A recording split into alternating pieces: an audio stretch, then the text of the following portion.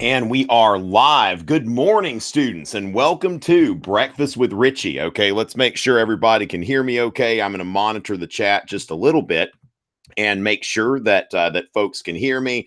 All right, so let's see what's going on. Okay, people are already pressing F to pay respects. Okay, let's not plan on failing this exam. Remember, ladies and gentlemen, our rallying cry, okay, our battle cry going into this exam is let's get this bread. Okay, so if we're pressing F to pay respects, how are we going to get this bread, right?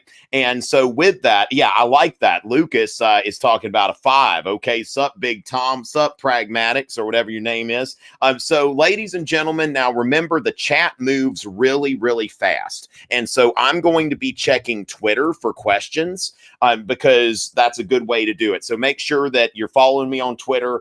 You at me. Now, preferably if there's something before my at mention so other people on Twitter see that this is going on. And remember to use the hashtag let's get this bread.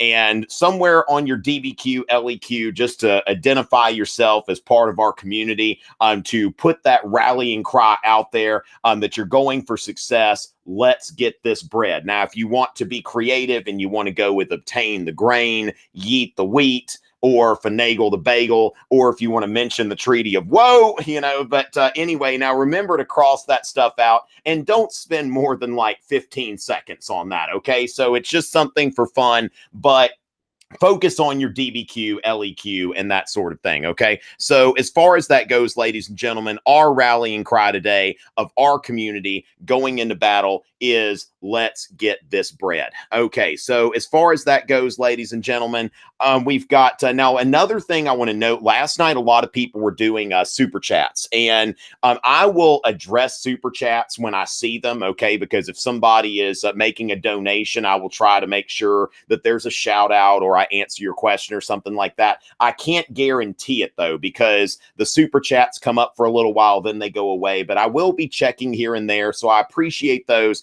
but I'm also checking Twitter. Twitter's going to be the main source of questions. And then when I see something like this, shout out to Mr. J's class. You don't have to pay me for a shout out or something like that. Okay. But Landon just did a little super chat. I saw it. I'm going to say, hey, Landon.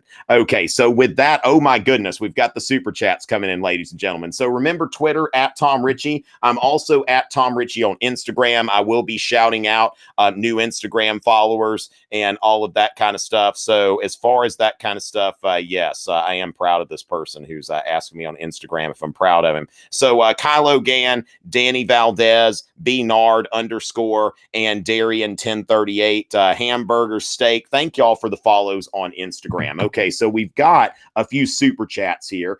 Ann F just super chatted without any kind of request. So hello, Ann F. And then Samuel, Mr. Roth and his class appreciate me very much. Thank you so much. Thank you so much for that. So remember, ladies and gentlemen, I can't promise to act on super chats, but I will be monitoring them once in a while just to see. So when I see them, I will act on them. But if you made a donation and you're like, hey, Richey, you ignored me, you didn't notice me, get in touch with me after the exam or have your teacher get in touch with me.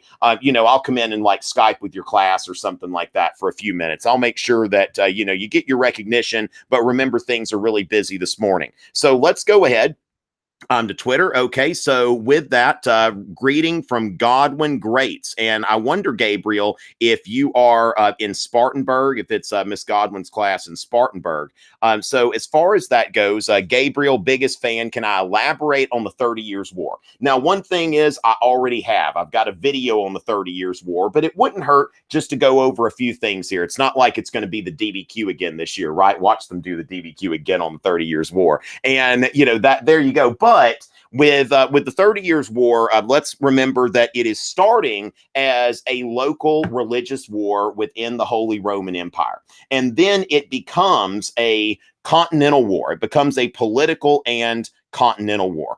And so with that, we want to remember the 4 phases, the Bohemian phase, the Danish phase, the Swedish phase, and the French phase. People have all kinds of creative ways of remembering those. I'll leave those up to you. Some of them aren't exactly appropriate. And so with that, the Bohemian phase, what had happened, remember we go back to the Peace of Augsburg, 1555.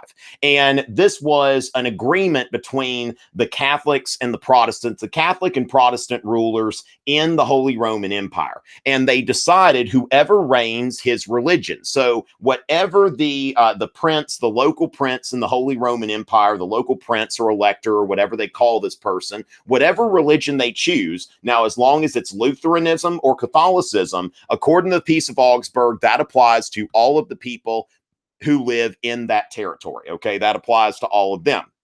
And so with that, this was something that in Bohemia, you had, the Holy Roman Emperor, I believe, kind of directly administering this area.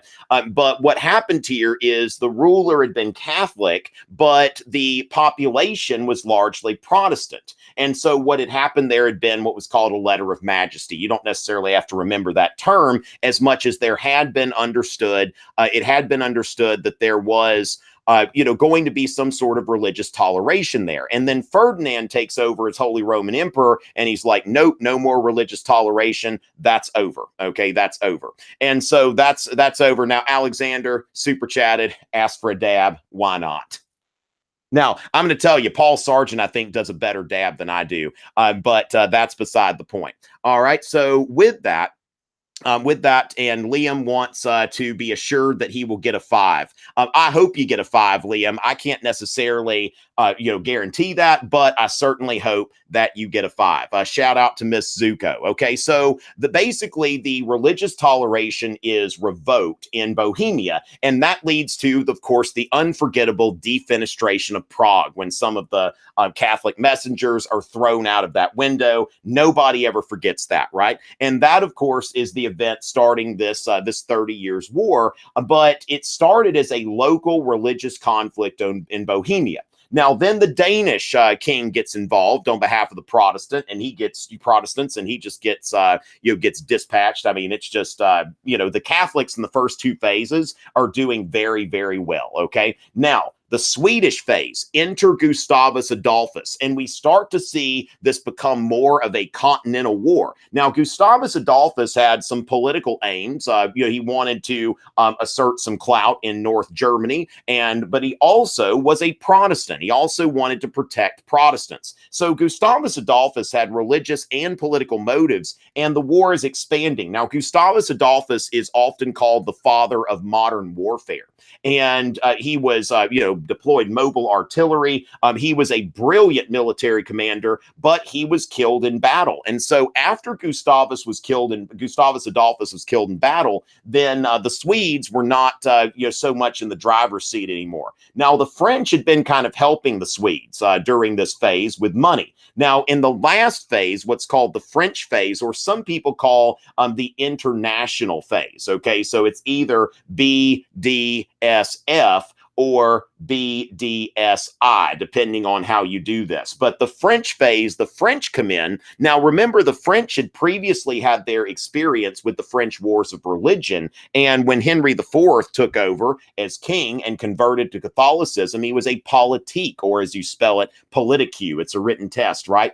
And so, Henry IV being a politique, and he issued the Edict of Nantes. So the French at this time had at least some religious toleration, not total, but in certain cities, the French Huguenot population was tolerated, and then they had certain privileges. And so Cardinal Richelieu, got involved in the war. He was a Catholic cardinal, but the French had a political interest in defeating the Habsburgs and seeing Habsburg clout, go away. Now, shout out to Mr. Raymond's class. I ignored the other one. Sorry about that, Arthas. And it looks like a super chat, just a $5 super chat, just disappeared before I could get to it. So sorry about that, but definitely a shout out to Mr. Raymond's class. And so with that, the French come in. Richelieu is thinking, I want to do what's in the best interest of France, okay? And not what's in the best interest of Catholicism. So politique is about choosing what is best for politics over religious disputes. And it also kind of foreshadows Bismarck's realpolitik, where Bismarck chooses to reject ideology, strictly sticking to an ideology. And he says that this is about the politics of power. blood and iron. So politique and realpolitik definitely have some similarities in them. So with that, we see that the French phase leads to something of a stalemate. That what happens here is eventually they get to the Treaty of Westphalia, or the Peace of Westphalia. I don't like to say Westphalia because it has fail in it, and we don't want to fail. We want to get this bread, right, ladies and gentlemen? And so with that, the Peace of Westphalia did a number of things. Shout out to Mr. Hatcher and Miss Press's class. The chat's going so fast, Miss Press's class. And thank you, Antonio, for the super chat. All right. And so with that, ladies and gentlemen, we go to the Peace of Westphalia. Now, first of all, the Peace of Westphalia is a treaty that, first of all, it expands the Peace of Augsburg from whoever reigns his religion. Now the rulers can choose Calvinism on top of Catholicism and Lutheranism. Okay, so Calvinism is a viable option now. Shout out to Miss Hart. It got too real. And so from there, with the Peace of Westphalia, whoever reigns his religion, but it is expanded to Calvinism, which, remember that the Fredericks of Prussia were Calvinists, and they were ruling a largely Protestant country, okay? So as far as that goes, I will get to the Glorious Revolution, Miss Kelly's class at BVHS, but let me finish up the Peace of Westphalia first, okay? So then the freedom of private worship. What we want to notice about 1648 is 1648 is definitely a turning point in European history. And that's why it's, one of those anchor points. We have kind of, 1648, 1815, and 1914, all of which represent major turning points in European history. And so after the 30 Years' War is concluded, there is never again going to be a European war that is fought primarily on the basis of religion. So we're seeing the end of the age of the Reformation and moving on from that. So Europeans are going to stop killing each other over religion. And that's, of course, if I repeat myself, just forgive me. I've been broadcasting about nonstop this week. But when we look at this treaty, we also see the freedom of private worship. So if your prince is a Catholic, but you are privately practicing Calvinism in your own home and you're not doing it in public, then no problem. The other thing we want to note is that the Swiss and the Dutch became independent from the Holy Roman Empire. The power of the Holy Roman Emperor was reduced in the Holy Roman Empire. Later on, Voltaire says it's neither holy nor Roman nor an empire. 1648 is the beginning of that, that they gutted the power of the Holy Roman Emperor over the princes. And so this becomes more of a figurehead title. And finally, with the Peace of Westphalia, we want to note that France is set up to become the preeminent power in Europe. Okay, France is set up to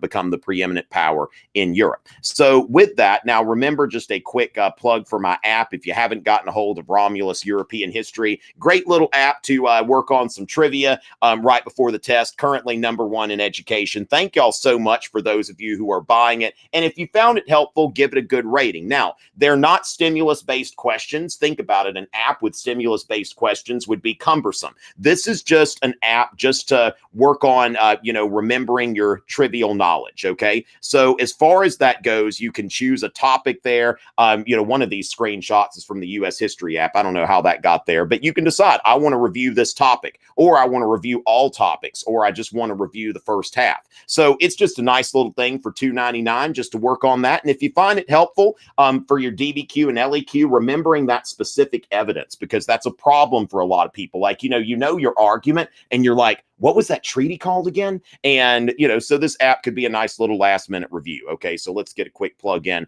for the app, ladies and gentlemen. A word from our sponsors. All right. And speaking of sponsors, let's see, we've got a few more, super chatters here that I need to say hello to. Mr. Daniels, let's get this bread. Mr. Daniels class, good luck to you. And, oh, yes, Wassinger's class. Yes. Okay. And the Virginia Beach, Chesapeake area. Yes, I like that guy. I follow him on Twitter. Yes, the entrance and leaving of Louis Philippe. I wouldn't bark too far up that tree. Okay. The thing is, the French Revolution of 1830, Now, Sophia, this kind of goes into the revolutions of 1848. Okay, so when we think about the French Revolution of 1830, that's the Les Mis Revolution, and it produced a beautiful painting by Delacroix, "Liberty Leading the People." But as far as that goes, we want to make sure that we're not overstating the importance. Basically, the French Revolution of 1830, you're going from one monarchy to another. Now, the new monarch he's flying the tricolor and stuff like that, and he's calling himself King of the French, but it's still a monarchy. And so, thank you, Brian, for the super chat. Shout out to Miss Wagner's class. Okay, and so with that, the revolutions of 1848, Sophia, I would steer you toward my video on the revolution. I've got a 5-part video series on the revolutions of 1848. Now, I don't expect you to have time to watch that 5-part video series this morning, but in the first part, which is very short and it's designed for people who just want to get a general overview of the revolutions of 1848, I think that would be helpful to you. Okay, shout out to Mr. A's class. I think that'll be helpful to you to look at that video rather than me try to explain it here. Okay, because I do it much more systematically. Basically, failed revolution that people, it's the end of the age of Metternich. But with that, I think that it's going to be a lot more helpful to you just to look at that video. I think it's only about 5 minutes. Okay. And a quick shout out to Mr. Cox's class from Tennessee. Okay. This is outside of Nashville. All right, Mr. Cox's class. Definitely want to wish y'all, a great getting of the bread and all of that kind of stuff. Thank y'all so much. I hope to come and see y'all some other time. Students at Mount Juliet High School, I'm very glad to see y'all. All right, somebody wanted a woe. Are we going to talk about the Treaty of Woe this morning? All right, so ladies and gentlemen, let's go out and Goffman's class. Remember, don't be nervous. Miss White's class at Kings Park High School in New York. And Sovietsky Soyuz. Okay, we might have some communists here shouting out to the Soviet Union in Cyrillic, in the Cyrillic alphabet. So let's go, and thank you so much, Diana Rolano, Anna Lambert, Miss Oben's class, and Jules Reichel for the follows on Instagram. Thank you so much. All right. So call out Miss Aguado's class, please. We all came in early to watch you because you're amazing. Thank you, Sarah. Now, remember, when I see shout out requests, I'm giving them whether people are super chatting or not. And I may or may not see super chats. Okay. So remember, ladies and gentlemen, when I see stuff, I call it. Super chats make it more visible, but you're not paying for a shout out because Sarah just tweeted for a shout out, and certainly let's get this bread. Okay, so Brian, there are a lot of requests for the Glorious Revolution, so we definitely want to do that. Okay, Joseph Schwartz and Mr. Jerusalemi's class, definitely hoping that y'all get this bread today. So let's go ahead and talk a little bit about the Glorious Revolution. Okay, and I'm gonna try to focus here. Super chatters, y'all might want to lay off a little bit because I'm going to kind of focus. So I'm just going to let y'all know that I'm going to be focusing on this. Mr. Wilson's D block in Savannah. I will get to the French Revolution today. Okay. Shout out to Miss Braun and Mr. Horowitz. Happy birthday, Mr. Horowitz. Now, again, super chatters, y'all might want to take a little break because I'm going to focus on the Stuarts and the English Civil War and the Glorious Revolution for a bit. So I'm going to go ahead and just kind of turn off the chat and get into, just so we get a focused reminder and review of this. Now, of course, I've got a 4-part video series on this topic. Okay, I've got a 4-part video series, and but I don't expect y'all to watch that this morning. Okay, so as far as that goes, okay, so I'm going to go ahead.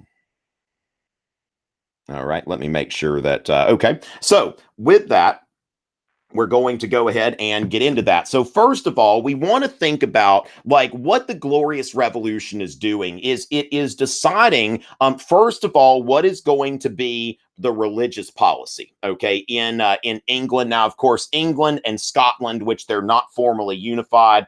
So as far as that goes, we want to make sure that we understand kind of like, I might use those interchangeably, but at this time we don't technically have the United Kingdom, so to speak. Okay, so with that, we're going to get into, Elizabeth the First dies, okay, in the early 17th century, rest in peace. And so Elizabeth the First dies. She's replaced by James the First of Scotland, okay. So he becomes, or James the Sixth of Scotland, James the First of England. We don't have to get into that necessarily on the AP European history exam. But what is the relationship between the crown and parliament, and who is sovereign? Now, if we go back to the English Reformation, when Henry VIII split with the Catholic Church, Parliament, he called Parliament. He wanted buy-in. Basically, Parliament before the Stuarts was something that was called whenever the monarch decided to call Parliament, whenever the monarch needed something. So Parliament, this is going back to the Magna Carta in the Middle Ages, that this body was called and had to consent to taxation. So the English had this tradition of taxation by consent. And so what would happen when the king needed money or needed some kind of buy-in, needed a rubber stamp, the king would call Parliament, or the queen in the case of Elizabeth. And so the monarch calls Parliament, and the Parliament says, okay, we'll approve this tax, and we want this and this and this from the monarch. And then the monarch says, okay, and Parliament goes home. Parliament was not, before the Stuarts, any kind of regular governing body. Remember that when you go back to Henry VII, the first monarch of the Tudor dynasty, he was known as one of the quote unquote new monarchs. He was someone that was consolidating power. And then Henry VIII, declared that I'm the head of the Church of England. I'm the supreme head. So just like anywhere else under the Tudor dynasty, we did see an increase in the power of the monarchy. Now, when James takes over, James the First takes over the throne of England, he brings in with him this idea of the divine right of kings, okay, which of course, in the Middle Ages and in the early modern period, I mean, monarchs were crowned, which even today, the British monarch is crowned in Westminster Abbey. So, there is this idea that God is with the monarch, but the divine right of kings goes way, way farther than that. And it says that, God has determined that the monarch rule, and the monarch should rule absolutely. That the monarch is really, as James wrote, he wrote a book on this, the monarch is really like a little god on earth, that he is God's representative. Really what the Pope is to the Catholic Church, the monarch is to whatever country they're governing. And so James is coming in with these ideas of absolute rule. And James also, now remember the Elizabethan settlement, okay? The Elizabethan settlement was an effort to try to make a compromise between English Catholics and Protestants. So they decided that we're going to have a Protestant church, but that has a lot of Catholic elements in it.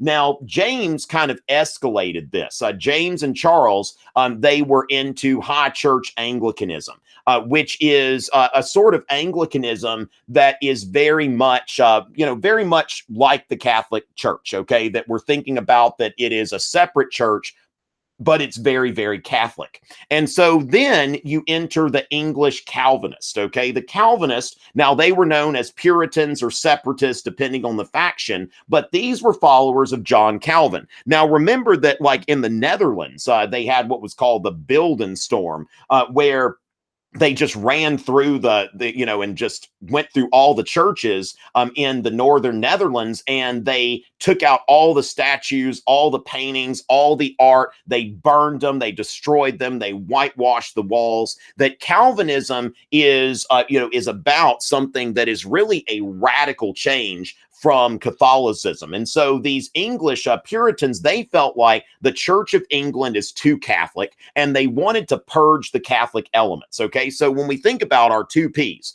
Parliament and Protestants, okay? So the people who were, most unhappy, or Parliament and Puritans, or whatever you call it. Now, in this sense, Protestants probably a good thing kind of going through this whole thing. Now, James the First is succeeded by his son Charles the First. Now you've got J1, C1, and then Cromwell, and then C2, J2. It's kind of like a mirror image. There are lots of ways to remember this, but the Charleses are in the middle. The Jameses are like the bookends. The Jameses come first and last. James the First, Charles the First, Charles II, James II. And you think about it like Cromwell is sort of a mirror looking back. Okay, so James I comes in, and of course he's also behind the King James Bible, which was the official Bible, the authorized version. Like the Bible could be read in English, but it's not, don't catch people using William Tyndale's Bible or another Bible. That James was trying to take control of religious and political life. Now, he was succeeded by his son, Charles I, who continued James's absolutist policies. And Charles, also tried to get creative with taxation. For about 10 years, Charles never called Parliament. This is what's called his personal rule. Now, there were some issues. Now, of course, the Petition of Right was something that Parliament sent to Charles, complaining about abuses of power. Of course, they never addressed it at him personally, but said, you want to see what your ministers are doing. People were being incarcerated without habeas corpus, forced loans, a lot of other things that were not in accordance with the traditions of the rights of free Englishmen. And so then Charles tried this thing, okay, Parliament has to approve a brand new tax, but what about this ship money? I need to be sure to be articulate. Ship money. All right. And so Charles decides that there was this ship money that was a tax on the coastal towns and cities to pay for the merchant marine, because they were the ones who benefited from the protection of the merchant marine. Well, Charles decided, I'm going to take an existing tax and I'm going to just apply it everywhere, and everyone's going to pay this tax. And he's like, so I don't have to call Parliament. Parliament's like, that people are, not happy with this. They're saying you can't change the way a tax is collected without getting the consent of Parliament. Finally, in the early 1640s, and this is kind of, you think about decades, the 1640s, we're getting into the English Civil War. Charles finally has to call Parliament, and there are two parliaments. The first one is the short Parliament. Remember, at this time, Parliament showed up whenever the monarch called Parliament. And then Parliament left whenever the king dismissed Parliament. And so with that, what we're seeing here is that Charles dismissed the short Parliament. It went home. Then another Parliament was elected. Charles was hoping this Parliament would be friendlier, but it was not. And so when Charles tried to get rid of the second Parliament, this is called the Long Parliament, because Parliament refused to go home. And so at that point, you had a state of civil war between the royalists, who were known as the Cavaliers, okay, which somebody's got a fancy Cavalier hat. They've got their, their long flowing hair, their colorful clothes. And then you've got the Roundheads. Now, the Puritans were called Roundheads because they cut their hair, which their hair would be, their hair tended to be like longer than mine is now, but by the standards of the time, it was cut close to the head. Like the Puritans typically did not wear like hair down to their shoulders. It would be about, it would go down to about chin level, and it would be cut close to the head. And so these are called Roundheads. Remember that Calvinism, it was not supposed to be showy. You were supposed to dress simply. Your hair was supposed to be simple. And so the Roundheads were the people who were affiliated with Parliament and the Puritans. Okay, so you had this Cromwell put together this new model army. Now, Charles I was eventually captured, tried for treason, and beheaded. And so at this point, you see that in the English Civil War, it looks like Parliament is going to be supreme, right? And so for a bit of time, you've got what's called the interregnum between kings, or the protectorate, where Oliver Cromwell is ruling as Lord Protector, technically with Parliament, but what's left over is called the Rump Parliament during Cromwell's time, because basically Cromwell purges. And this is kind of like when you're thinking about a lot of times, now this was an LEQ last year, so I don't know if you'll see it again 2 years in a row, but comparing the English Revolution with the French Revolution, when you look at the English Civil War, that Cromwell purged his political opponents. Now, we didn't see guillotines coming out here, but during Cromwell's protectorate, what happened was the Long Parliament evolves into what's called the Rump Parliament. Now, that's exactly what you think it is, the rump, the hind quarters, okay? That is basically the backside. It's all that is left. So all that's left in this parliament are people who are loyal to Cromwell. And under Cromwell, they also de-Catholicized the Anglican Church. They turned the Anglican Church briefly into something that was much more Calvinistic. So you could compare that with the de-Christianization during the Reign of Terror and the French Revolution. So Cromwell's protectorate, Cromwell, you could kind of compare him in some ways to Robespierre. Now, again, there aren't guillotines and such, but this is the radical phase of this English Revolution. Now, of course, this English Revolution is going on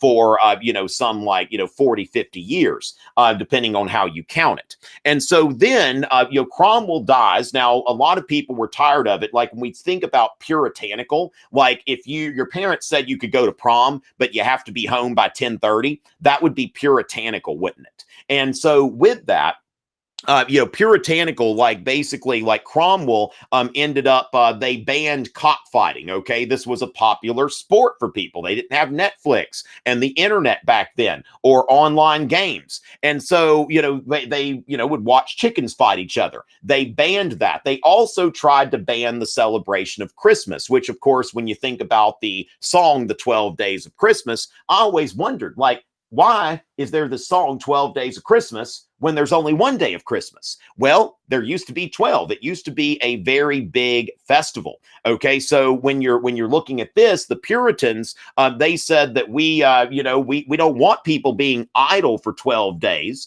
Now, a lot of these people tended to be in the cities where they're working trades. Now, if you think about if you are in an agricultural society, taking 2 weeks off in the dead of winter, it's not hurting anything. But as we start to see like people working as a craftsman, somebody who's a cobbler, like making shoes, I mean, you think about it, that needs to be a year-round thing. And so the Puritans, they wanted to ban this. They thought that this is just a time of drunkenness and idleness, and that didn't go along with their Protestant ethic. So they were saying that the shops need to remain open on what they would call Christtide or Christtide, or however they said that.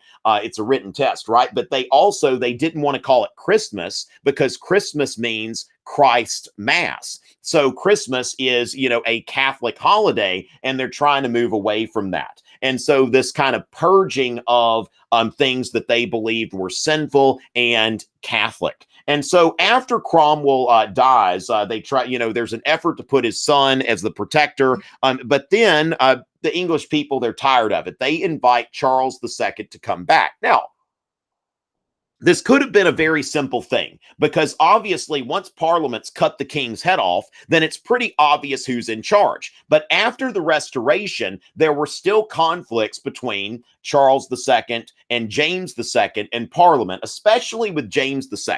Now, the big conflict here is Charles II decides that, he's going to issue a declaration of indulgence. Okay, now this is indulgence, remember, is a pardon, okay, which when you think about Martin Luther and the sale of indulgences, the Pope is pardoning your sins, okay? And so with that, the Pope is pardoning sins. Now, what's going on here, the Declaration of Indulgence, that the king is saying that I'm not going to enforce laws against Catholics and non-conforming Protestants. Basically, that I'm going to allow religious toleration in the realm. Now, the Parliament, they passed the Test Acts, okay? And so the Test Act said that if somebody wants to be in a high office, to be a member of Parliament, to be a, high-ranking military officer or somebody in the royal administration, they have to take communion in the Church of England, I think at least once a year, and that's the test. If they take communion in the Church of England, then they are part of the Church of England. They're declaring that they're part of the Church of England. So if somebody wanted to, be a Catholic, then nothing's going to happen to them, but they're not going to be able to serve in those positions of power and government service. So what happens is then Charles II ends up converting to Catholicism on his deathbed. He had made a secret treaty with Louis XIV, the Treaty of Dover, which had a secret provision vision where Louis said, if there's ever an opportune time, then Charles will convert to Catholicism. And Louis was giving Charles money. Charles always had problems because of all of his, all of his mistresses and illegitimate children. He never could make ends meet. Louis like, I'll help with that. And also he wanted to use the Royal Navy against the Dutch. Okay, so during Charles II's reign, which they had connections with Louis XIV, that England and Scotland, really, because they're not formally unified, but there's a dual monarchy. So England and Scotland are allied with the French against the Dutch. Okay, so that's another thing we want to note about the Glorious Revolution, is that we see some things about the balance of power changing. So James II then succeeds his brother Charles II. Now remember, neither Charles II of Spain nor Charles II of England and Scotland and Ireland, I guess technically, right? But I don't want to make the Irish mad by calling these people the King of Ireland. So as far as that goes, that Charles II of Spain and Charles II of England, they neither one of them had any an heir. Now, Charles II of Spain, that was because of the whole inbred level 5 thing, that Mother Nature's like, there's not going to be an inbred level 6. I'm going to turn off the tap. Now, Charles II of England and Scotland, he had plenty of children. It's just none of them were with his wife. And so Charles II, the merry monarch, died and was succeeded by his brother James II. Now, James II didn't wait till his deathbed to convert to Catholicism. James II was openly Catholic. And of course, this starts the whole thing over again. And James II was, now you had the bloody assizes. There were some very, because there was an effort to keep James from coming to the throne in the first place. And so there were people who wanted to stop James from coming to the throne, and James was very harsh in punishing some of these people for treason. So a lot of people were deported, hanged, drawn, and quartered, otherwise, killed or incarcerated. And so this was something that left a bad taste in a lot of people's mouth. He put down this rebellion very, very harshly. And then James, being openly Catholic, it might have been one thing if he was just Catholic personally, but James also reissued this Declaration of Indulgence and said that I'm not going to make people go into the Church of England. And he actually said that this needs to be read in the churches. He mandated that this be read in the Church of England, that basically the Church of England say from their own pulpits, people, you don't have to be here. And we want to make sure you know that. So James was trying to undermine the Church of England, not just practice his own private Catholic faith.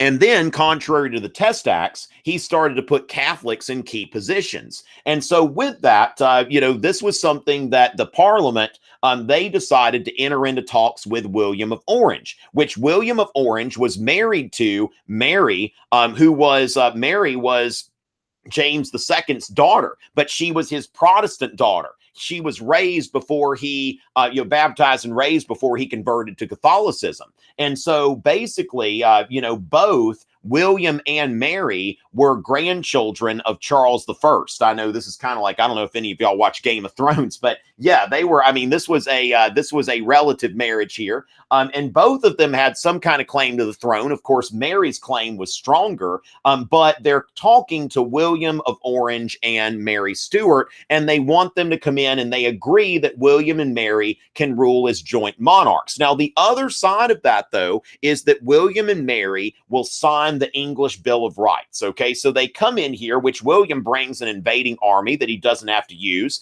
The army abandoned James, and so James just had to abdicate. There was some fighting in Scotland and Ireland, but William of Orange and Mary Stuart come in and they sign the English Bill of Rights. Now, the English Bill of Rights makes clear that Parliament is the ultimate lawmaking authority. Okay, so, and it also says that the British monarch will not interfere with the elections of Parliament. Parliament will meet regularly, not just when the monarch calls Parliament. And then also the monarch will be a Protestant, okay? That the monarch will not be a Catholic, will not marry a Catholic. That's not going to happen because a Protestant country needs a Protestant monarch. And so then, of course, you've got the ideas of John Locke. John Locke wrote his two treatises of government to justify the Glorious Revolution. And so part of that is the right of revolution. And of course, the idea that the social contract is not based on the divine right of kings, it comes from below, that the people institute a government for the protection of their natural rights of life, liberty, and property. And when a government fails to protect these rights, that government becomes illegitimate and the people have a right to overthrow it. So Locke is coming through with this right of revolution. Locke was an advocate of religious toleration, but also we want to note there's been a DBQ before. To what extent was the Glorious Revolution part of the Enlightenment? And the thing is, on one hand, the Glorious Revolution is kind of like one of the last chapters in the Reformation. Remember, you've got 1648 was the end of the 30 Years' War, and then 1688/89, depending on how you count it, was the Glorious Revolution. And so it's 40 years after the conclusion of the 30 Years' War, and it's really kind of the last chapter in the Reformation, because you see that that basically it confirms England as a Protestant country, okay? And of course, Scotland as well, that England and Scotland are confirmed as Protestant countries with a Protestant monarch. Later on, they're formally unified. And so it's really weird talking about it here because, you know, it's just, it gets a little clearer later on once they formally unify the country. And so with that, we're seeing that, they're confirmed to be a Protestant country, but also we see some of the ideals of the Enlightenment, that there is a plan for government. There's this idea of the social contract. And so remember Locke as well, when he is, talking about natural rights, he used biblical sources. He writes about the creation of Adam. And so Locke is really, Locke and Newton were kind of godfathers of the Enlightenment, but they're not quite, this is really the opening chapter, kind of the prologue for the Enlightenment. And so the Enlightenment, is largely influenced by the ideas of Locke and Newton. You see where Voltaire, took these ideas of Locke and Newton and popularized them in the Enlightenment. So remember that this is kind of like the last chapter of the Reformation, but also kind of the prologue for the Enlightenment and some of the values that we'll see over there later, which Voltaire, of course, when he was exiled as a young man in the early 18th century, he goes to England and he's like, wow, like they tolerate different religions here. They have a system of government that is not just based on the divine right of kings, and so on and so forth. And so just understand that kind of, where the Glorious Revolution sort of straddles these two eras, moving from, the Reformation to the Scientific Revolution and the Enlightenment. So with that, ladies and gentlemen, let me go ahead, shout out Mazzello, okay, Sister Heather, and let's see what's going on Twitter. I'm going to check Instagram a little bit. Just did a little bit of heavy content, so we're going to, see who's following here. Good luck, Alice Oben's class. Okay, I see what y'all did there. They created an account just to get me to wish them good luck. That was very creative there.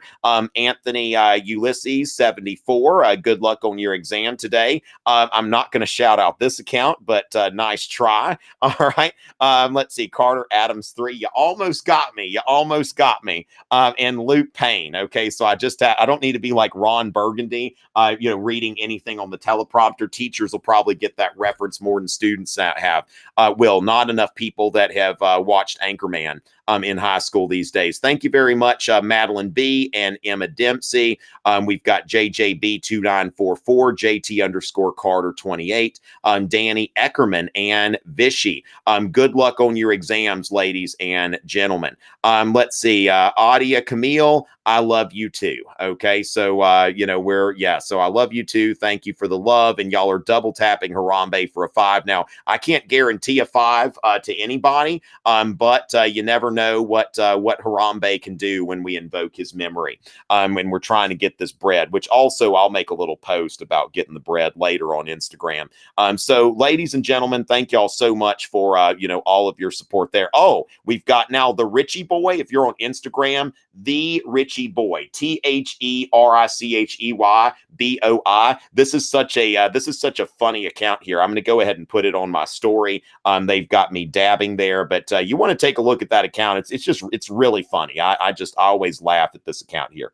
All right. So with that, ladies and gentlemen, we'll go ahead and see what's coming down the pike. All right, so the differences between Enlightenment thinkers. Now, what we want to do, Alice, we want to think about like the whole like premise of the Enlightenment in general. But it looks like I've got a few people. Oh, Miss Fuhrer, okay, and I believe y'all are in Illinois, if I'm not mistaken. Definitely, give her a shout out. Thank her for supporting my work.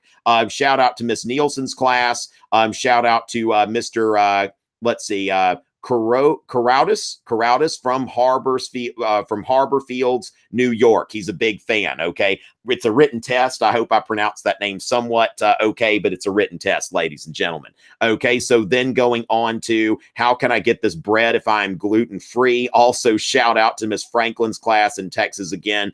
She is in love with you. The feeling is mutual, Miss Franklin's class, and so there is gluten free bread. Okay, so make sure that make sure you get the gluten free variety of bread. Again, some of you who are super chatting, if I'm missing those, sorry about that. Mr. Kemper's class wants a shout out as well. So as far as that goes, we want to understand, first of all, the principles of the Enlightenment in general. Now, the scientific revolution and the Enlightenment are, moving from a traditional kind of medieval view of knowledge, where in the medieval universities, you had a combination of like faith and reason. Okay, so you think about like Thomas Aquinas, who was combining the teachings of Aristotle with the teachings of Christianity. Now, the thing is that Thomas Aquinas was trying to put Aristotle in a Christian box. It's not the same way as the Renaissance humanists who are like, let's let these Christian and classical ideals kind of flow together and not try to put one in the other's box, you see? So the Renaissance was about, really kind of a putting the Christian and classical ideals in sync. When you think about Michelangelo's David, this figure that was a biblical figure, and he's sculpted, very poised, about to strike. He's being sculpted there. But then again, he is, now he's portrayed in the Greco-Roman style as, if I'm getting my terminology right, nude, not naked, okay, because that's not proper art terminology. Miss Lawrence's class at, Ocean Lakes High School, Virginia Beach, Virginia. I think y'all are watching. So, note the proper terminology, okay? So Mia and all of your friends, good luck on that exam. Let's get this bread. Okay, so when we're going to the scientific revolution, then knowledge is starting. Now, remember, these people aren't just challenging the church, okay? They're challenging ancient authorities, such as Ptolemy, or since it's a written test, Ptolemy. Ptolemy, who is an astronomer. Then you've got Aristotle, who was seen as an expert in physics and astronomy. And then you've got Galen, who was, a doctor, okay, somebody who was a Roman physician, and he was the authority on medicine, wrote about like the humors and all of that kind of stuff. Now, Galen is typically the least remembered of the three, but the way I remember this, I just remember it because this is my job, but if any of you have watched Rogue One, Galen Erso, who was the architect of the Death Star, the reluctant architect of the Death Star, and also the architect of its fatal flaw, he was a scientist. So I think, they don't name these people in a vacuum. So Galen, a man of science, we think about this Roman physician, Galen. All right, so with that, you had these ancient authorities who were seen as like, look, Aristotle can't be wrong. Remember, the context of the early scientific revolution is the Renaissance, and they're basically worshiping these, these Greek and Roman figures, and that is seen as the really the pinnacle of human knowledge. And so when Galileo is like, hey, this dead guy Copernicus, he seems to have a point here. Now, the thing is that Galileo is using empiricism. Now, there are two things about the scientific revolution, two things that on which knowledge should be based: empiricism and rationalism. And if Miss Snyder's class are up here, if Miss Snyder's class is watching in California, it's very early in California right now. Want to make sure that that we've got Snyder scholars getting a shout out there. And so with that, she's not with you today, but she's always in our hearts, right? And so then, with Galileo, empiricism. So I'm seeing it. I'm looking through this telescope and I actually see it. So what I'm seeing is more important than whatever Aristotle and Ptolemy said, okay? Whatever Ptolemy said about geocentrism, that if I can show you empirically that this is false, then we have to believe what we see empirically. Empiricism, empiricism. And this is about the senses, okay? This is about the senses and what I can see, touch, taste, smell. So as far as what I can do there, what I can hear. And so I should trust what it is that I'm experiencing over what the ancient authorities say. Now, of course, another approach here in the scientific revolution, there's another school of thought from empiricism, but rationalism, okay? Rationalism, which is, of course, something has to make sense. Now, Descartes was more of a rationalist. Galileo was an empiricist. Descartes was a rationalist, that it has to make sense. So that's where Descartes' like, look, question everything, even my existence. I have to think about, do I really and truly exist? And so from that, he's thinking about it and he's like, look, I need to make sure I exist. And finally, he realizes through using deductive reasoning, what thinks must exist. I am thinking, ergo sum. Cogito, ergo sum. I think, therefore I am. And so he goes into his own mind, okay? So Descartes, says really he wasn't a fan of empiricism because he says sometimes the senses can play tricks on us. So Descartes' standard for whether something can be believed, it must make sense, okay? So when you think about like mathematical proofs and stuff like that, that when something is true, it is when we can explain why, we can prove it. Now, that's been years since I've had to do math, or as the British call it, maths, right? And I'm not that great at it, but Descartes certainly was great at it. So when we're thinking about knowledge based on empiricism and rationalism, now the scientific revolution was much more about, this idea of applying these things to science. A lot of these people, they were committed Christians. They were not trying to change society. They were just trying to do sciencey stuff. Okay, that's all they're trying to do, is to do science. Francis Bacon, it's like he died doing some kind of experiment with chickens. Like, if I stuff them full of snow, then what's going to happen here? And he ends up, catching, cold or something and died. And so these people were just committed to doing science, and that's it. Now, the Enlightenment is about expanding these ideas, like using empiricism and rationalism and applying them to society. Okay, can I teach your Euro squad about the Treaty of Woe? Okay, Christina Santos, quick dab here before we go to the Enlightenment dab. And yeah, we'll eventually get to the Treaty of Woe. All right. So those of you on my Instagram lives, that's been a lot of fun. Y'all showing me all these dances and stuff. Mr. Erickson's class from Oconto Falls, Wisconsin. Appreciate all the help. Okay, let's get this bread. Yeet the wheat. Hashtag warm water port, invoking my friend Peter the Great. Thank y'all so much, ladies and gentlemen. Miss Rhea's class is here from Long Island. Oh my goodness. So glad to see y'all, Miss Rhea's class. A ray of sunshine over at Mercy Academy. Okay, so glad to see y'all over here, and that is just great. Please tell that A-Push crew, Hannah and that crew, that yes. Okay, and Mr. Cox's 3A class in South Carolina. Okay, South Carolina, my home state here. So thank you so much for all of you who are here. So glad to see you. Okay, Miss Parmesan's class. Okay, got a shout out there. All right, so with that, ladies and gentlemen, going on to the Enlightenment. Okay, so let's focus on the Enlightenment for a bit. So going from there, oh my goodness, is Miss Selena's class watching? Okay, and I'm actually going to. Oh yes, that would be something that's fun. I'm actually going to Miss Selena's high school next week to do professional development. And those of you who are teachers watching with your class, I do offer professional development. If you want a workshop in, AP writing, AP multiple choice, just get in touch with me through my website if you're interested in any kind of professional development. So looking forward to going to Texas and working with some teachers next week. So that's going to be a lot of fun. And I'm looking forward to meeting some teachers this summer with, doing some of these professional development things. So thank y'all so much. And I'm very much looking forward to these people in South Texas. Now, let's see. As far as yes, while we're talking about, let's before we get to the Enlightenment, I'll get there. But let's discuss Thomas Hobbes real quick. Let me back up and go to Thomas Hobbes. Okay. So Thomas Hobbes, of course, Locke was answering Hobbes. Hobbes wrote that in Leviathan, okay, which Leviathan was based on this biblical sea monster, right? That the idea, like in the book of Job, where it's like, who can challenge the Leviathan?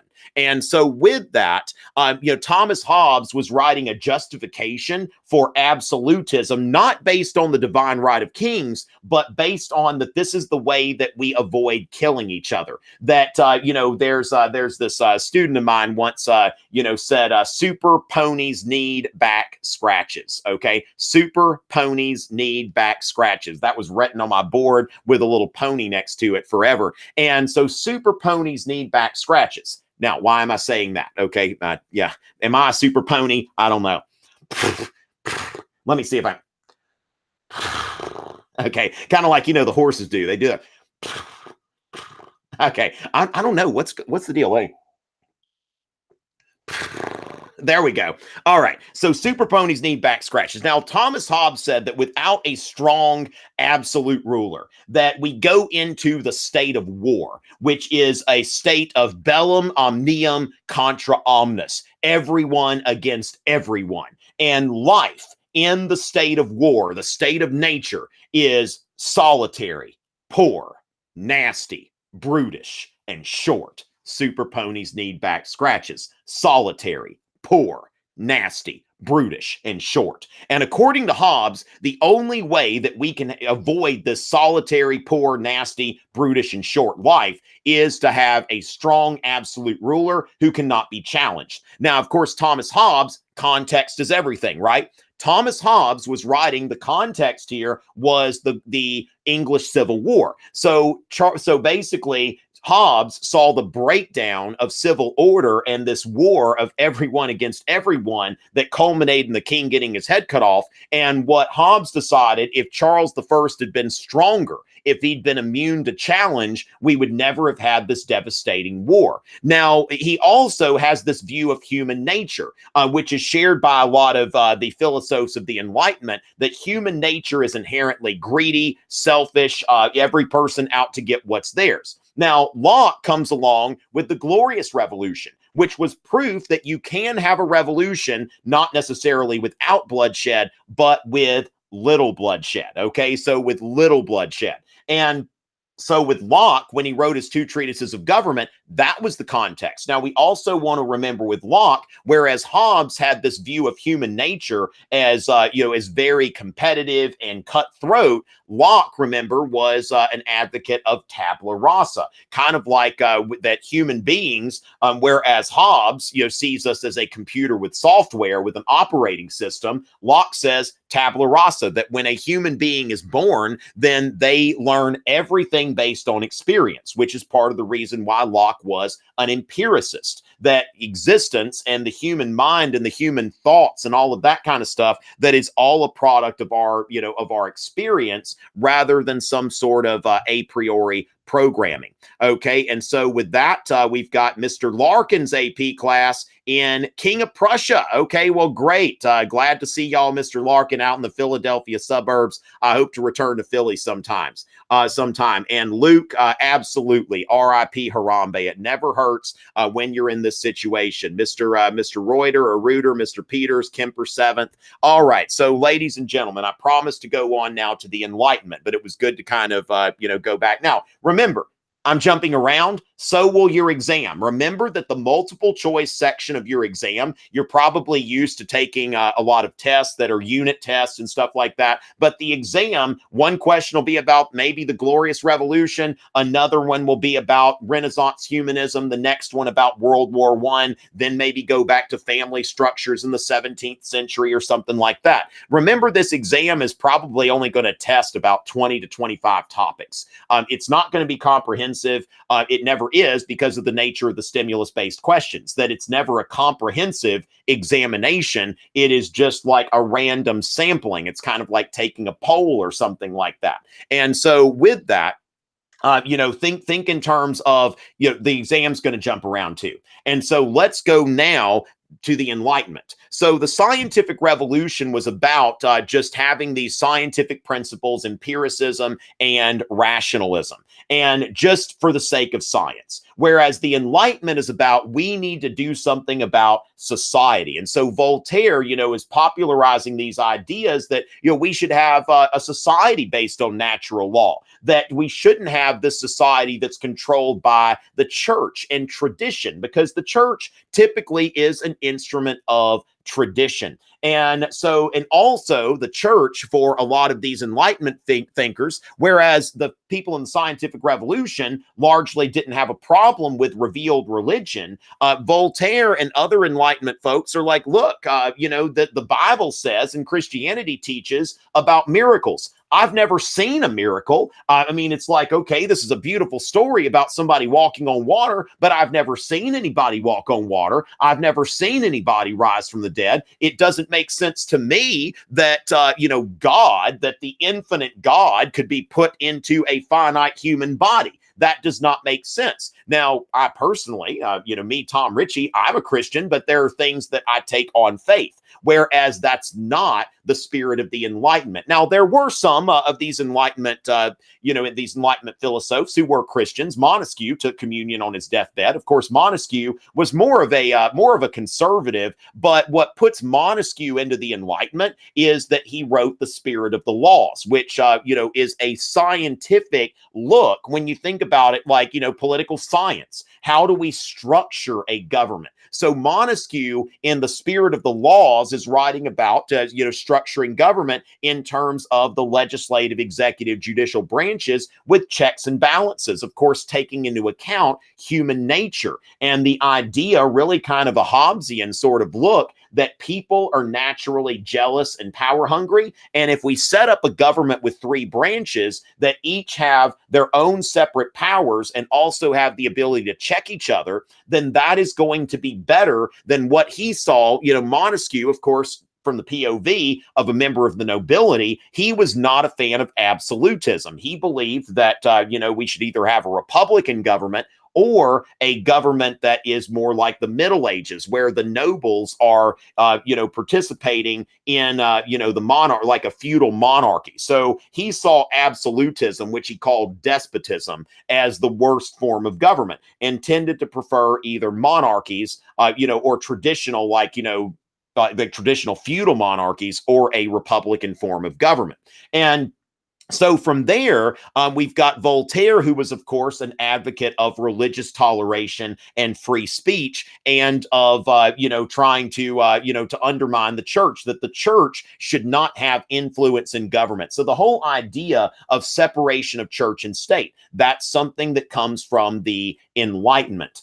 This idea that the church should be in its own sphere and should not have legal authority over people in order to force them or compel them to worship or support a church through taxes. When you look at the U.S. Constitution, that is something, if you run into an opportunity to go into how the Enlightenment spread beyond Europe, you might, especially if you've had a push, mention some of these Enlightenment thinkers from the United States. Now, remember, that's kind of an aside showing off your complex understanding. You would not write that as the main thrust of your essay, but also making a note of how the Enlightenment influenced people even beyond Europe. When you think about Franklin, Jefferson, Paine, the U.S. Constitution, which was based on Montesquieu's spirit of the laws. Now, the two most important philosophes, even though there are several, would be Voltaire and Rousseau. Those are the two that are specifically mentioned in the AP Euro course description. And so Rousseau, we want to note there are some things about Rousseau that are a little different, that Rousseau had a little bit of a, he's kind of foreshadowing the development of Romanticism, because he did have some kind of,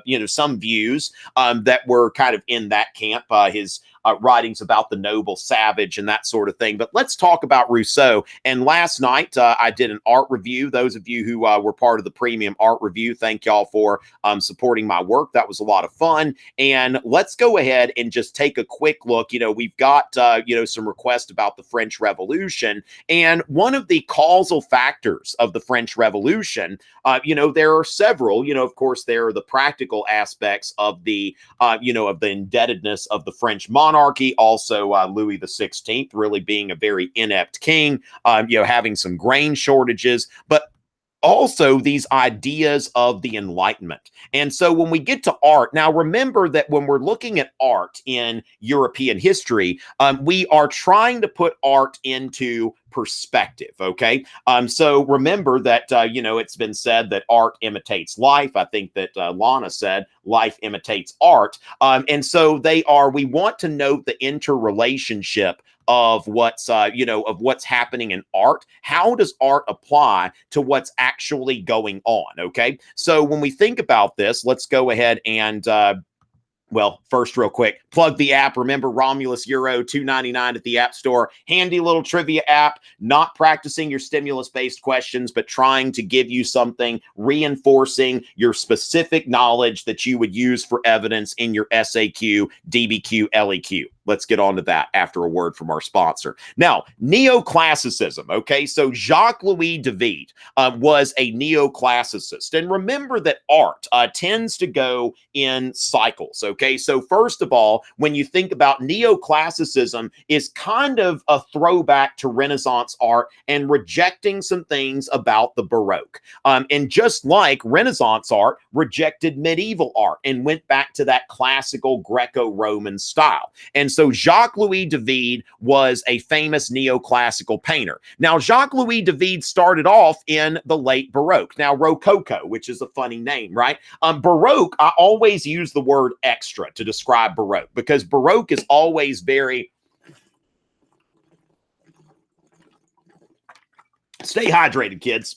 All right, y'all got an exam in a couple hours, so make sure that you're hydrating. All right, so with that, Rococo, late Baroque. Now, when we look at the Baroque, okay, we see that, Renaissance art, remember, if you look at, you imagine the School of Athens, okay? So if you imagine the School of Athens, we see here Renaissance art, which is based on Renaissance humanism, okay? That the Renaissance humanists, they idolized the ancient Greeks and Romans. And so, you see here where a lot of the art of the Renaissance, this is philosophers' art, okay? You can see the balance and symmetry. Everything is balanced, and this looks like it could have been posed for.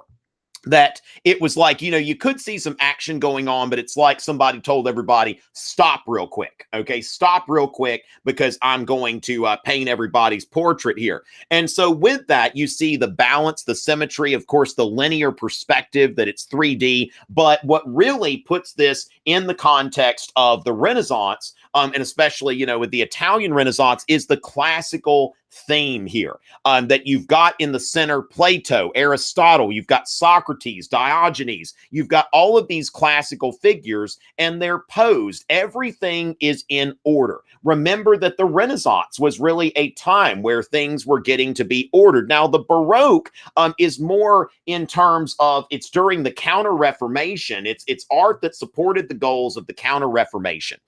And with that, okay, it's supporting the goals of the Counter-Reformation, and also that it's more emotional. It's the age of religious wars. So there's more stuff going on in Baroque art, okay? So some things like, remember Bernini's, okay, St. Teresa. All right, so the Ecstasy of St. Teresa. Now, this is a great example of how Baroque art supported the goals of the Counter-Reformation. That the Counter-Reformation was about showing that the Catholic Church could lead people to a vibrant spirituality. An answer to Martin Luther, who said, you don't need the church. That here, the Catholic Church, is something that you see that St. Teresa is obviously excited, that the monastic life is something that is invigorating for her. Okay. And so that is, also just, you see the extraness of Baroque art, that it's very ornate. And that's why it was so attractive to the absolutist, and how the absolutists employed the Baroque style in order to, reinforce their policy aims. So this is what we were looking at with, with Renaissance art, is this very balanced kind of portrayal. Now, Baroque art is more action-oriented, more in line with the times. Now, Jacques-Louis David started off as a Rococo artist, and I love this one here, that it goes back to an old story from Greek mythology, where, of course, he's talking about Diana and Apollo, so he's using her, her Latin name. But as far as that happened, that Niobe said, I've got 14 children, and Apollo and Diana's mother only had 2 children. Why is everybody praising her and they're not praising me? Because I've got 14 of them. And Apollo and Diana are like, well, we can do something about that. And they arrow all their kids, or all their kids minus 1, depending.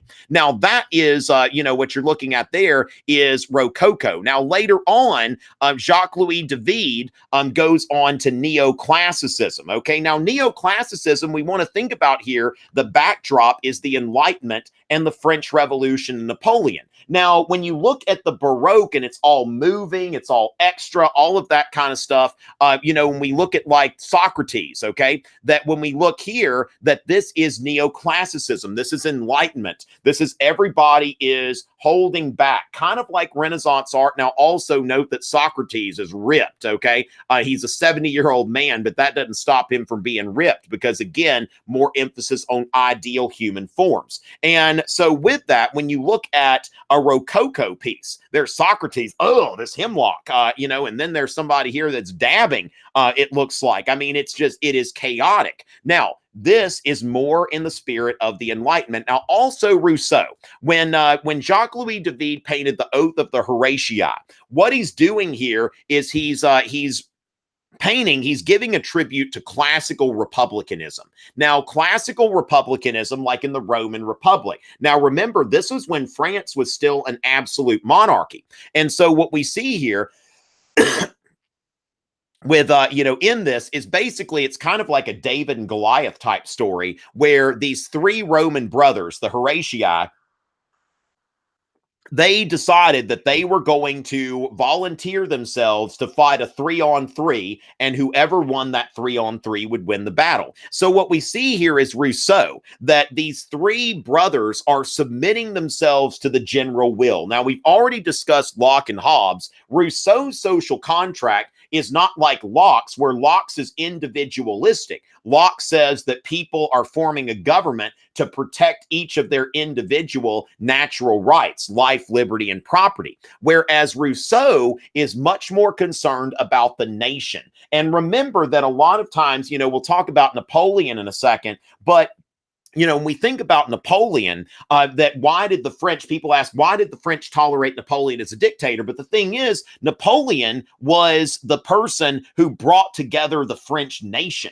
He brought together the French people as a nation. And that was something that was very, that was very important, as far as his legacy. And this whole idea that your individual life, this is coming from Rousseau, that you need to submit part of the social contract, and part of this freedom that the social contract gives us is submitting to the general will. So the Horatii are submitting to the general will. They are laying down their own lives for their nation.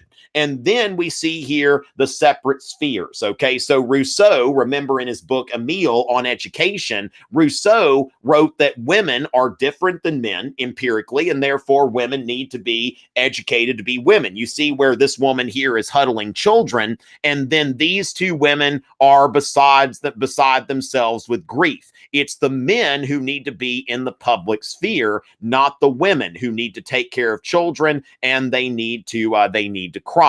And so we see here again, Socrates is another kind of nod to Rousseau when you think about it, that Socrates, when his friend Crito came in and said, Socrates, you've been put into this prison unjustly, you're going to be executed unjustly, then let's go ahead and escape. I've already bribed the guards. Socrates says, nope, can't do it, because the nation, okay, the nation has decided, the general will, which I'm a part of this community, and even though I personally disagree with the verdict, it is not my place to escape from this, okay, that I need to obey the law, that a good citizen should always obey the law.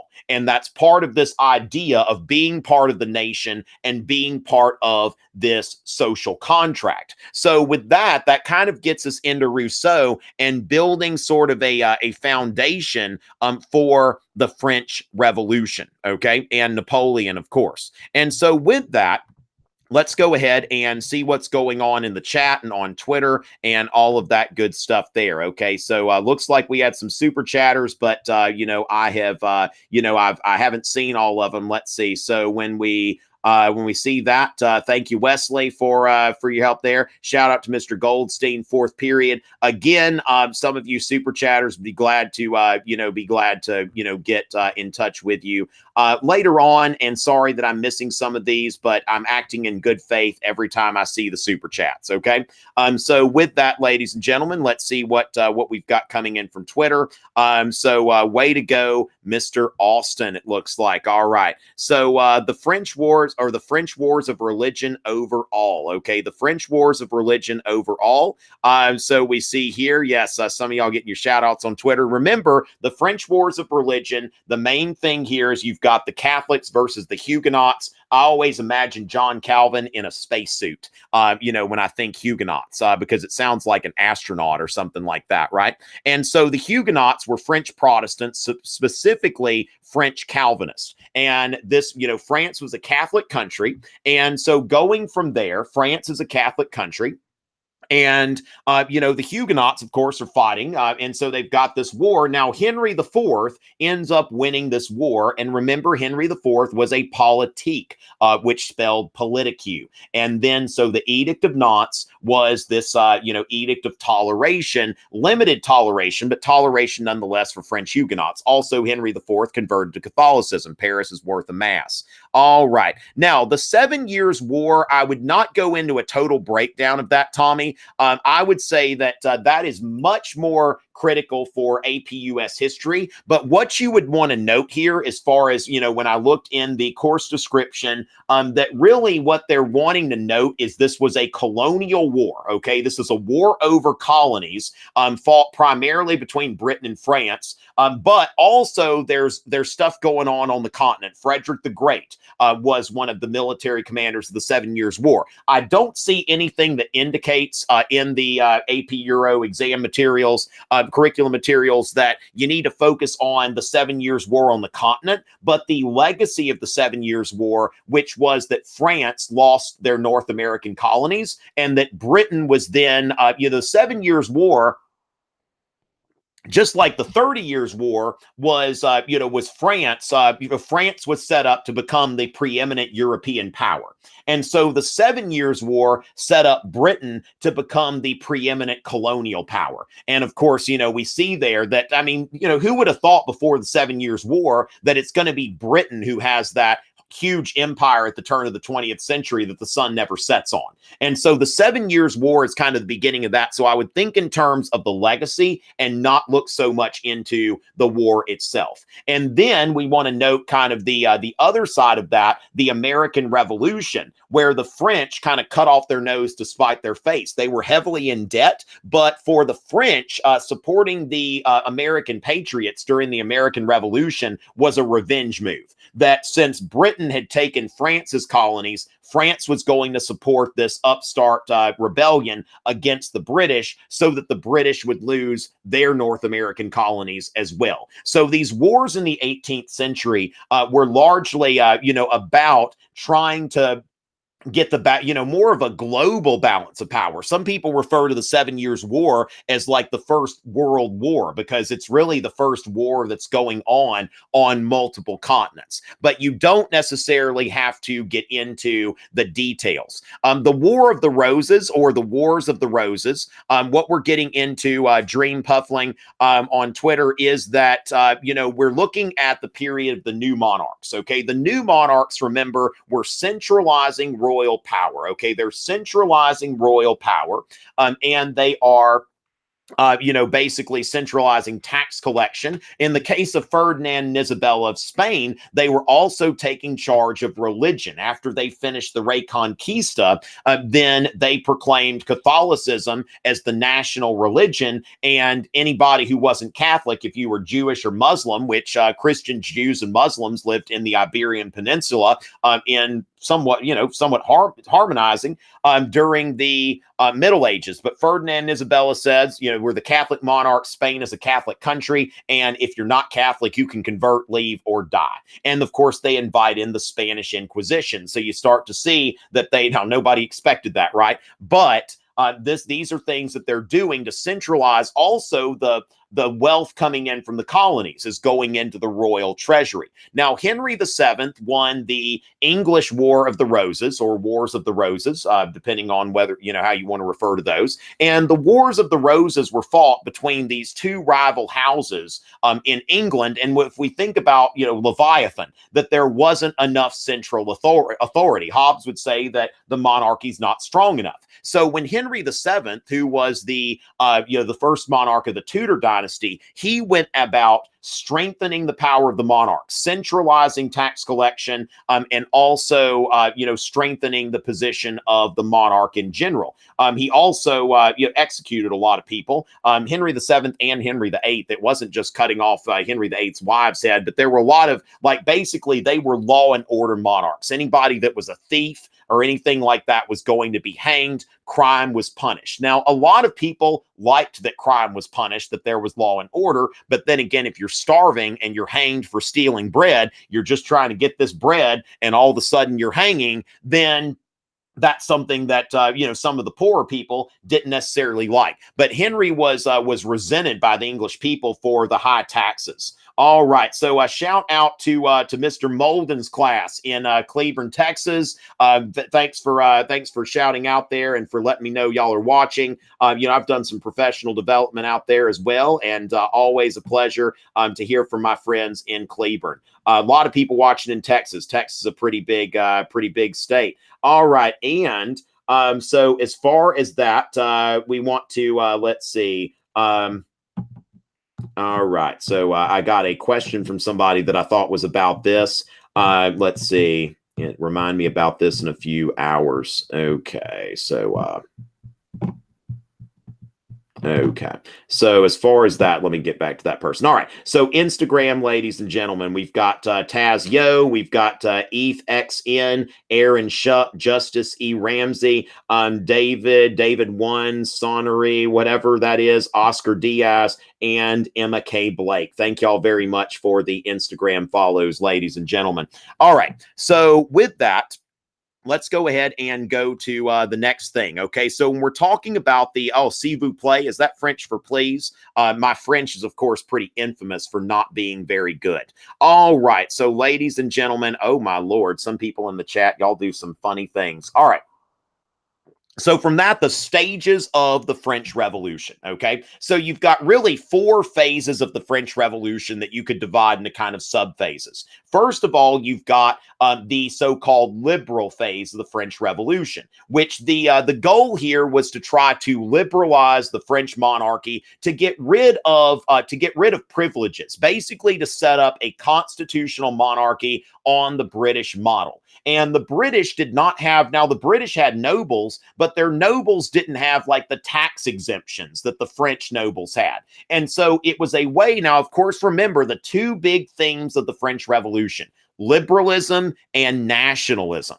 And so you start to see here, like when we have the Estates General in 1789, which would be a year that I would counsel people to remember. When the Estates General met in 1789, remember you had the 3 estates. And the third estate, they insisted on, they eventually left the Estates General and formed the National Assembly, where everyone votes by head. Remember that Louis was very rigid. He wouldn't let the Estates General vote by head. He let, the third estate, he doubled the third, let them have twice as many representatives, but they didn't have any more clout in the Estates General. They had twice as many people, but still they only accounted for 1/3 of the voting power. And so what happened was when they formed the National Assembly, let's let everybody be in one assembly together and let's form a nation. But what they were trying to do is to try to make sure, the Declaration of the Rights of Man and the Citizen noted that, all men are born free and equal in rights. They are born and remain free and equal in rights. So liberalizing the decrees of August 4th, which abolished the privileges of nobility. Now, somebody in this early phase of the revolution, somebody like the Marquis de Lafayette, he could still have a title of nobility, but the title of nobility did not carry any legal privileges. So that's in line with the principles of liberalism, equality under the law. Now, constitutional monarchy, equality under the law.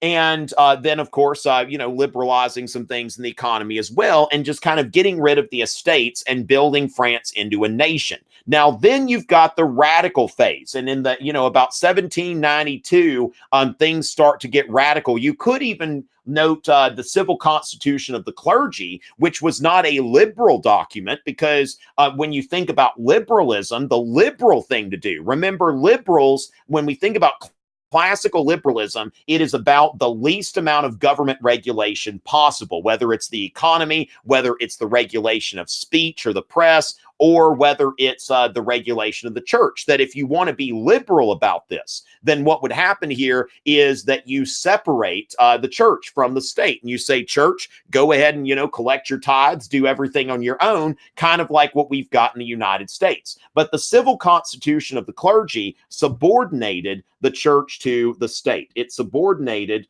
the church to the to the nation. And so as far as that goes, you can kind of see things radicalizing at that point. And so we go to the abolition of the monarchy. Now, the Jacobins, okay, these are people, I noted that Jacques-Louis David, classical republicanism, okay, so, he was part of this. The Jacobins were this group that's coming about that they wanted a republic. They didn't want a constitutional monarchy. They wanted a republic. So they eventually took power. They declared France a republic. And then you had, of course, the conflict between the factions of the Jacobins, where the Montagnards and the Girondins. And the Girondins didn't want to execute the king. And then, this faction they execute, the king is executed, and then the Girondins are purged. Okay, so you have during this radical phase from about 1792 to 1794. Now, the Reign of Terror is only 1793 to 94, and this is the most radical phase where all of these groups within the Jacobin movement are turning on each other until finally the Thermidorian reaction. The Thermidorian reaction, named for the hottest month of the year. And the way that I remember this, remember the French even came up with their own revolutionary calendar. This was also during the Reign of Terror. de-Christianize France. Okay, so they went past the civil constitution of the clergy, which heavily regulated the church and subordinated it to the state, and then in the radical phase here, they de-Christianized France. Okay, so France was completely de-Christianized, and Robespierre brought in the cult of the supreme being. Now, the Thermidorian reaction, which was named for this hottest month in the calendar, I think about like in the cartoon where it's so hot that the thermometer bursts, that Robespierre is then taken out. Okay, so Robespierre is guillotined in the Thermidorian reaction, and that is the end of the radical phase of the French Revolution. And then for about 5 years, you've got the Directory, where it's just kind of this, you don't really have to know a lot about the Directory, but it wasn't very strongly supported. They had some military victories and such, but, you know, there wasn't a lot of unanimity around it. The Directory is kind of keeping up the forms of what's going on, like, you know, they kept up de-Christianization, but they didn't really enforce it. That what happened during the Directory is technically the churches were still Republican temples, but people brought back the relics and, you know, pretty much made them into, you know, made them back into churches, and the government wasn't really doing anything. But France was still very much divided.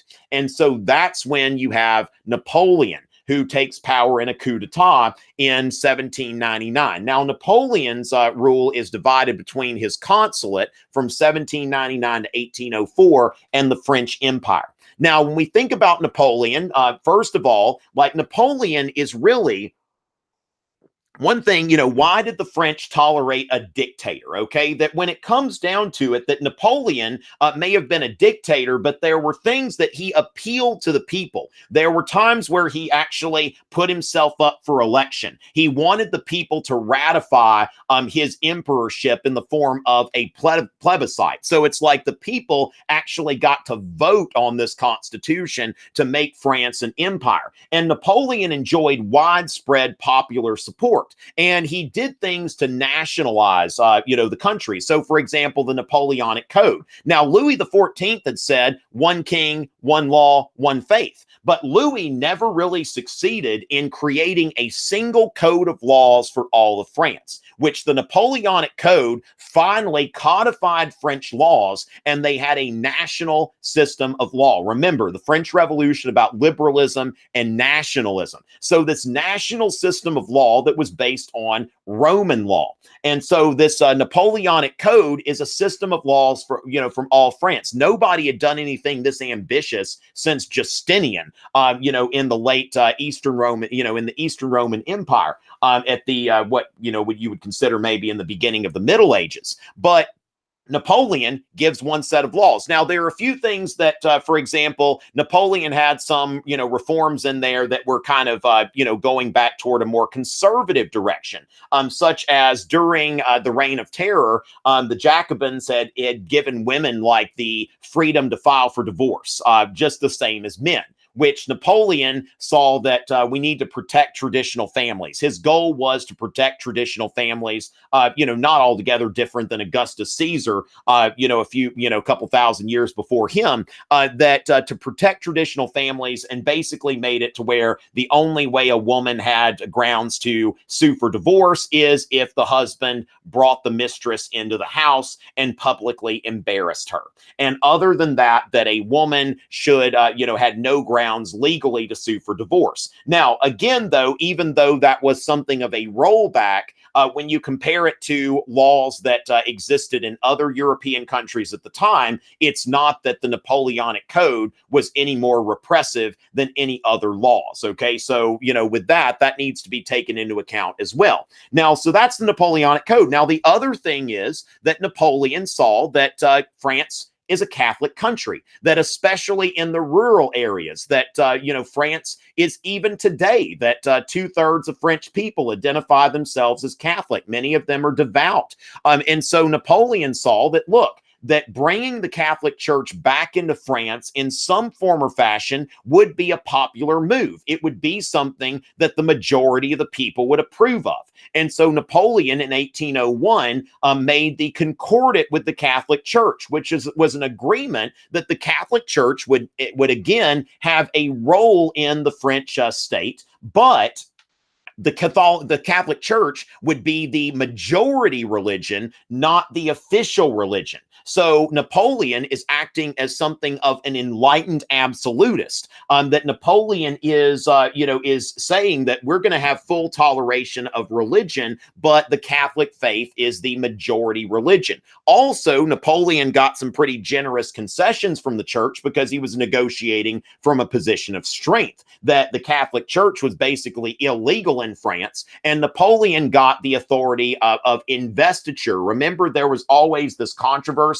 between the Catholic Church and the monarchs about investiture, who gets to name the bishops. And so there was some kind of, cooperative process where Napoleon would have some approval power over who the French bishops were.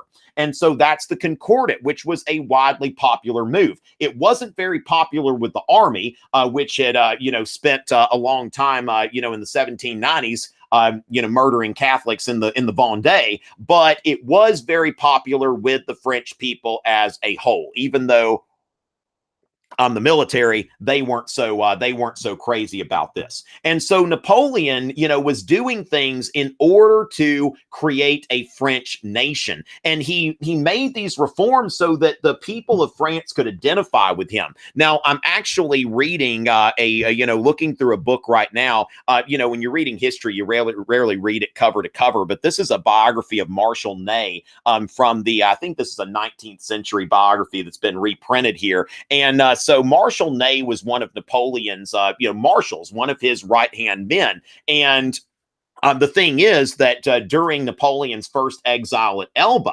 which eventually, Napoleon was exiled and the Bourbons were restored. But the thing is, Napoleon escaped from Elba, and Marshal Ney had gotten in good with Louis the 18th. That Louis the 18th, when he came in, he actually recognized a lot of the titles of nobility that Napoleon had handed out, even though those new Napoleonic nobles were constantly shunned at court, because a lot of the emigres came back with the Bourbon Restoration. But the thing is that Marshal Ney, when he hears that Napoleon has escaped from Elba, at first he tells Louis, the 18th, he says, "Let me at him. I will bring him back to Paris in an iron cage." And so he's talking like really tough here. But once he starts thinking and, he sees that Napoleon has come in to, Lyon, which is that how to say it, but Lyon, he's taking cities. That Napoleon, as he comes back into France from exile, that he's marching into cities that are opening their gates without any opposition to him, because they see not this king of France, but their emperor, not the king of France who's ruling because he thinks he has a divine right, but the emperor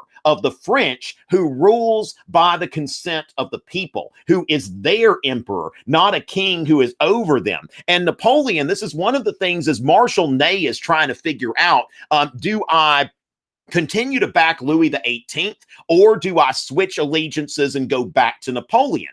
That someone hands him this proclamation that Napoleon printed when he was escaping from Elba. I think he actually printed this in advance of his escape. And these pamphlets are going out here that Napoleon is stating his intentions. And I want all of you to listen to this, because I think this is something, as we go into the exam, as we get ready to get this bread, that this is, for me, when I was reading this morning, I thought of it this morning. I read it the other night, and it's something I think of a rallying cry here. That he says here, Frenchmen, okay? He's greeting them as Frenchmen, okay? These are people like my fellow countrymen. You require the government of your own choice, which alone can be legitimate. So Napoleon is reaching, he's articulating the principles of the Enlightenment, that you don't deserve this king who's been brought in by these foreign powers and restored against your consent. You deserve a government of your own choice, which alone can be legitimate. That's going to Rousseau, that it's like there is no government that exists independently of the consent of the governed, okay, which we think about Locke or Rousseau, that can be a legitimate government. So you require the government of your own choice, which alone can be legitimate. I have crossed the sea to resume my rights, which are also yours. Okay. So I have come to reclaim my imperial throne, but this is also for you. This is not just about me. This is something that is helping all of you. And so as we come together in this community, we want to think about this, this national feeling here that all of us are going into this exam together. And so he says, soldiers, rally to the colors of your old chief. His rights are also yours and those of the people. Victory will march with us at the charging step, and the eagle with the national colors will fly from steeple to steeple to the towers of Notre Dame. And so Napoleon, I mean, this is the thing. It's not like, when you think about the Bourbon Restoration and the fleur-de-lis and the flag of and symbols of the monarchy, Napoleon says, no, the national colors, the eagle with the national colors will fly from steeple to steeple to the towers of Notre Dame. So he tells the French people, this is not just about me. This is about you. This is about us. And we're all going into this together. So you wonder, why are the French people rallying around Napoleon? Is because he says that I am nothing apart from you. And of course, this is a great opportunity for me to, for all of you who are watching this morning, my channel would be nothing without all of these teachers and students who support my work. And so it is really an honor to be here with all of you, and thinking in terms of, I'm actually, here like helping you prepare at the last minute. And, our goal, that our national colors flying from steeple to steeple, and that victory will follow in our wake. Okay. And when we're identifying ourselves as part of this community, let's get this bread. Okay. That we're noting that we're all going into this together to get this bread. All right. So as far as that goes, let's now go ahead to the next thing. But remember that I tell you, Napoleon, such an inspiration on so many levels, and that's why the French people accepted him and loved him, because he made it about them. Okay. And so with that, we've got Kohan's fifth. All right. Louis the 14th knows he's super fly. All right. Please help me. My school has done one writing prompt all year, and I have an hour until this exam. Abby, good luck to you. Okay. So with that, let's see. So we've got a few people. Looks like Twitter wants some shout outs. So let's do that. We've got the comrades, Comrade O and his dog, Comrade Mika, as they are fighting their lives. They're fighting their lives to be the last pillars of communism. Long live Big Brother Stalin. Okay, if that's what floats your boat.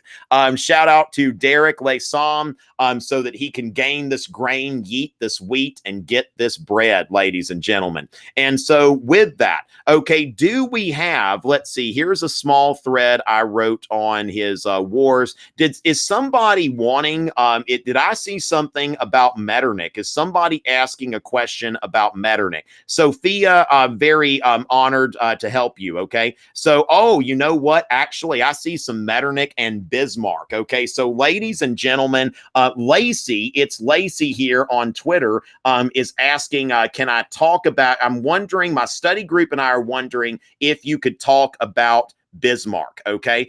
So as far as that, I think that I can do that. Some of y'all can kind of see where this is going, right? So with that, let me go ahead, and I've got to do a little preparation. Okay. Some of y'all are familiar with my SoundCloud. If you're not, you should get familiar, right? So with that, let me go ahead and open this up. Okay, I need to open this up, and yeah, I'm on SoundCloud. I'll put this on my channel eventually, but I haven't filmed a music video yet. A couple of guys that graduated from my high school actually professionally recorded this, and I'm very thankful for that. So it sounds a little bit better on SoundCloud, but as far as that goes, I'm going to go ahead and I need to. I'm actually. Let's see, going to need to, I might have to unplug this microphone here, or, because I can't get the what do you call it here? I can't get the instrumental because this Yeti microphone is is monopolizing my audio. So let me see here what I can do here. I'm going to switch my microphones. Okay. So with that, let's see. I'm going to go into let's go to my default microphone here, and let's see what we can do here. So now that I've switched to that. Okay, so I need to unplug that. Can y'all hear me? Okay, so let me know if y'all can hear me because I've switched microphones. Let me look at the chat. Let me know if y'all can hear me. Okay, let's make sure that I can be heard. Wow, the chat's going really fast there. Miss Landers, shout out. Okay, yes, very much. All of you in, I believe, Tallahassee. Shout out, Mrs. Adams. All right, so can you hear me? Y'all note that y'all can hear me. Okay, can you hear me? Okay, so we can or can't hear you. Yes, we can hear you. Okay, so good. You can hear me. Excellent. All right, so we're going to go ahead. Somebody asked about Bismarck, and let me go ahead and get that. Let me go ahead and get that going. And I think that this is going to be something that y'all that y'all are gonna like. Some of y'all have heard this, some of y'all haven't. Let's see. I'll do you one better. Okay, do you one better. I'll rap. Okay, I'll do you one better. I'll rap. All right. Now, I'm not a rapper, but at the same time, we want to let's get this bread. Okay. So as far as that, we'll go with that. So it's Lacey here. All right. So everybody can hear me just fine. Again, verifying that I can be heard. Great, great, great. Okay. We did shout out to Miss Landers. Very appreciative of y'all's support, Miss Landers class. She's been really great to me this year. All right, so ladies and gentlemen, let me go ahead and get this going. Make sure I've got everything up. Okay, so we are ready to wrap. This Breakfast with Richey wouldn't be complete if I weren't rapping, right? So let's go ahead. I'm not a rapper, but I'm going to rap. Warm Water Records, ladies and gentlemen. All right, so Warm Water Records, Otto von Bismarck. Looks like we got some German states out there need to be unified. Blood and iron, more like blood and bars. Y'all listen to this. I'm the Iron Chancellor, and I feel an obligation. Unify the German states under Prussian domination. A conservative at heart, but I've got a little trick. It's the politics of power. Call it real politics. An alliance with the liberals because I'm industry emphatic and they're secular. They like my culture cop against the Catholics. They and the social democrats because I'm gonna put it bluntly that Germany will never be a socialist country. I've got old age pensions and some accident insurance. If you're hurt at work, I've got your back. You've got my reassurance. Call it state socialism. Now the liberals want to hate, but without the working classes, we can't unify the state. The position of Prussia in Germany at this hour will not be determined by its liberalism, but its power. Great questions aren't decided by speeches or majorities. It's blood and iron. I'll use war to spread authority. Let's see. All as we took Schleswig and Holstein, then declared war on Austria. The next step in my grand design. Prussia won in 7 weeks. Austria wasn't any match. Then it's time to provoke France with the M's dispatch. Moltke led a modern army armed with telegraphs and trains. France decisively defeated, gave up Alsace and Lorraine. After unifying Germany, then I really had some clout. Now it's 1890 and I'm out. All right, so that's the Bismarck rap. Let me get the good microphone plugged back in. All right, so plug that back in there, and let's see. All right, so we want to make sure that that's not muted, and we will go now back to, okay, so we got that, and we want to go to the microphone, and there we go. All right, so let's verify that I can be heard and all of that kind of stuff. Also, I want to, while we've got teachers and students watching and we're talking about Bismarck, I want to plug Mr. Bett's class. Okay, so Mr. Bett's class has recently done an animated video. Okay, so Mr. Bett's class, who does a lot of great music video parodies, he's got this not a music video here, but an actual like animated video on how Bismarck started World War I. Okay, so so as far as that goes, how Bismarck started World War I. And that, of course, I've got my microphone plugged in. All right, can everybody hear me okay? Let's make sure that everyone can hear me okay. Mr. Staples, AP Euro legend, shout out there. So with that, ladies and gentlemen, got that. All right, so everybody can hear me okay. So with that, okay, so let me just shout out Miss Colbert. Can you hear me? Can you hear me? Okay, so we can hear. All right, so just y'all note I can hear. Okay, excellent, excellent. Wait, you can't hear me. Yes, we can hear you. Okay, so let's make sure. Okay, shout out to Miss Friesen. Let's see. So y'all can hear me. Okay, I can be heard here. And let me, you know what? I can just actually. All right. All right. So can I? Okay. So y'all can hear me. All right. So y'all are okay. Yes, we can hear. Okay, good, good. I just wanted to make sure. Just wanted to make sure. All right. So with that, ladies and gentlemen, then we've got, please read my donations. Max Adams. Again, the super chats, everything's going really fast. I can't necessarily see all of the super chats that come in, but thank you, Max, for your support. All right. So Mr. Betts' class has made a video on, how Bismarck started, started World War I. I was about to say, something, but yeah, how Bismarck started World War I. Might want to look at that. I'm going to take a look at that later today. All right. So with that, ladies and gentlemen, that's something that teachers might want to keep in mind. All right. So going from there, let's go ahead and see what kind of questions that we've got going on here.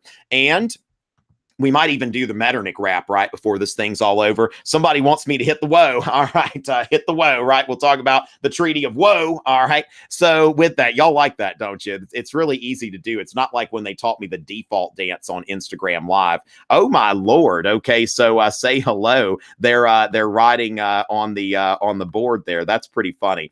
All right, so let's see what kind of questions we have here. All right, currently watching. I just hit the woe, so Gustavus can hear me. So let's Mr. Barron's class. Okay, so people want some shout outs. Obtain the grain through the hard times. Miss Cruz's second period class. Shout out to Mr. O. Nobody really wants to review anymore. All right. So going with that, we've got, let's see. Okay, so y'all are just kind of, Robespierre and the French peasants be like, let's get this bread. All right, so let's see. Yeah, people are much more concerned about shout outs right now than they are about actual review. All right. So can I go over dictatorships? Okay. I think that's a good thing. We haven't spent a lot of time on the 20th century this morning. So we want to note here that, the age of dictatorships, which of course, this is in that interwar period after World War I, that we see the development of dictatorial regimes. Now, Woodrow Wilson in the 14 points, the United States got involved in the later stages of World War I, and Woodrow Wilson at the Paris Peace Conference is like, hey, everybody, how about a peace without victory?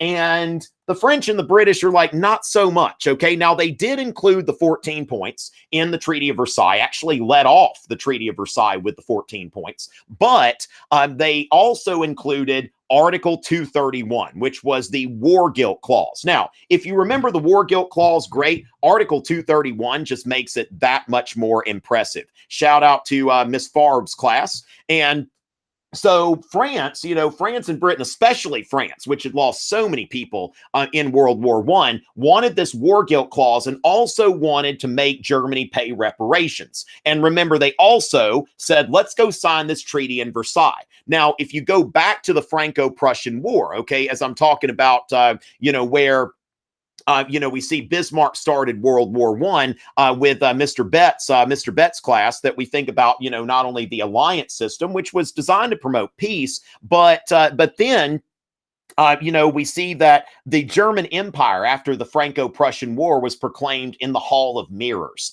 It was proclaimed in the Hall of Mirrors, which was, of course, the French seat of power, the palace of Louis XIV. And so the French, after World War I, are like, let's sign the treaty in the Hall of Mirrors. Now, also, after the Franco-Prussian War, Germany took Alsace-Lorraine from France. And then France says, we'll take that back in World War I. Okay. So that we see that, they are getting their territory back there. And then Germany after the Franco-Prussian War, made France pay reparations. And so with that, we saw that, it was Wilson wanted this peace without victory with the 14 points: freedom of the seas, reduction of arms, open treaty negotiations, self-determination of peoples, and a League of Nations. But the British and the French were not feeling nearly so idealistic. So, of course, Germany was plunged into some economic turmoil in the 1920s that started to stabilize, and then bam, the Depression. Now, Italy, they were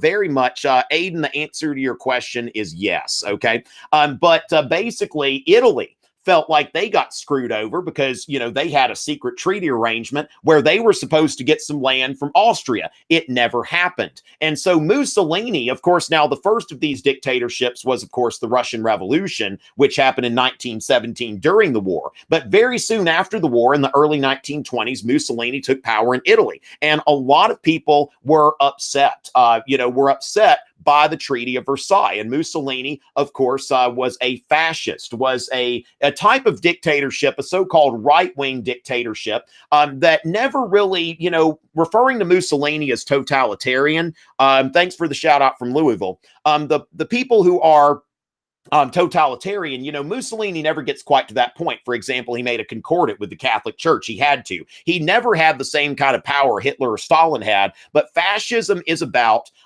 corporate governance, okay? Like a cooperation between the government and corporations. Whereas like left-wing totalitarianism, where you look at the government seizure of the means of production. Thank you, Jacob. I will get to the Cold War in a little bit. So we will do a quick Cold War review, okay? So yes, we will do a little Cold War here, Jacob.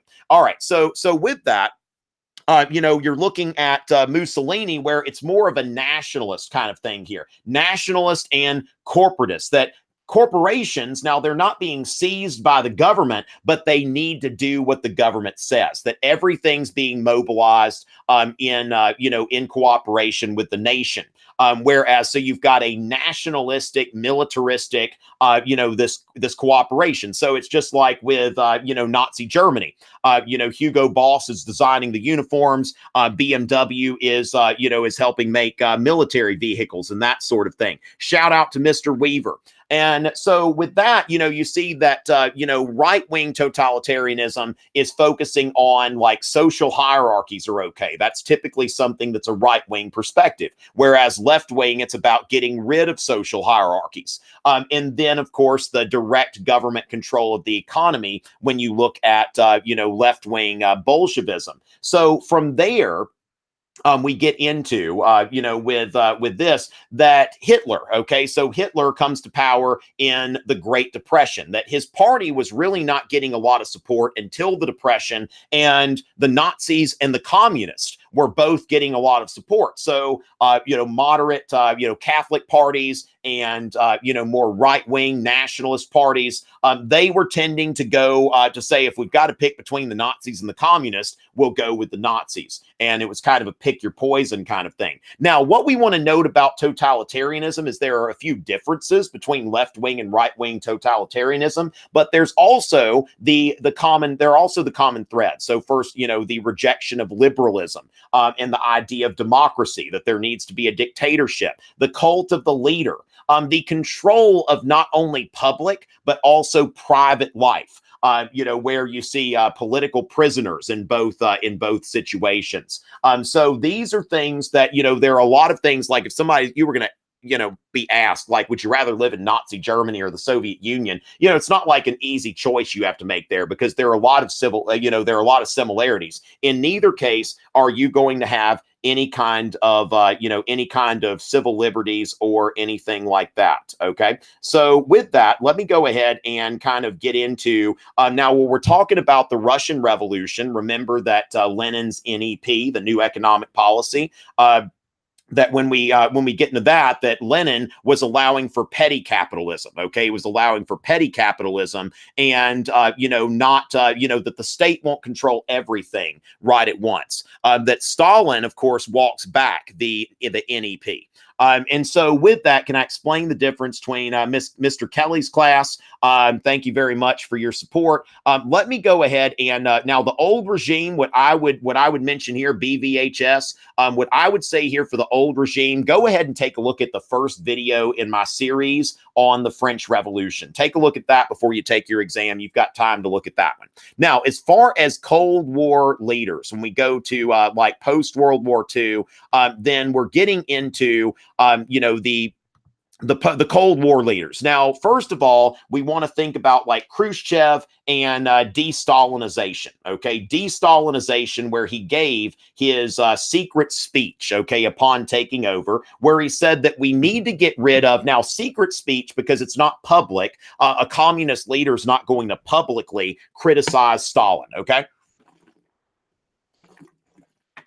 But to the Central Committee of the Communist Party, he said that we need to de-Stalinize. We need to get rid of this cult of personality. So you see that the gulags are starting to, are starting to be phased out, and all of that. So then also Khrushchev is the, is the premier when you've got the Berlin Wall as well. But what I want to go on to is the Brezhnev doctrine. Okay, Brezhnev comes in after Khrushchev, and the Brezhnev doctrine was a response to the Prague Spring. Now, 1968 was a big year. Okay, in the sense that in the Eastern Bloc you had the Prague Spring, where the Czechs had put they put a leader into office that was talking about socialism with a human face, basically basically stating that he wanted to liberalize a bit, okay, kind of like Gorbachev will do a couple of decades later, that he's wanting to inject some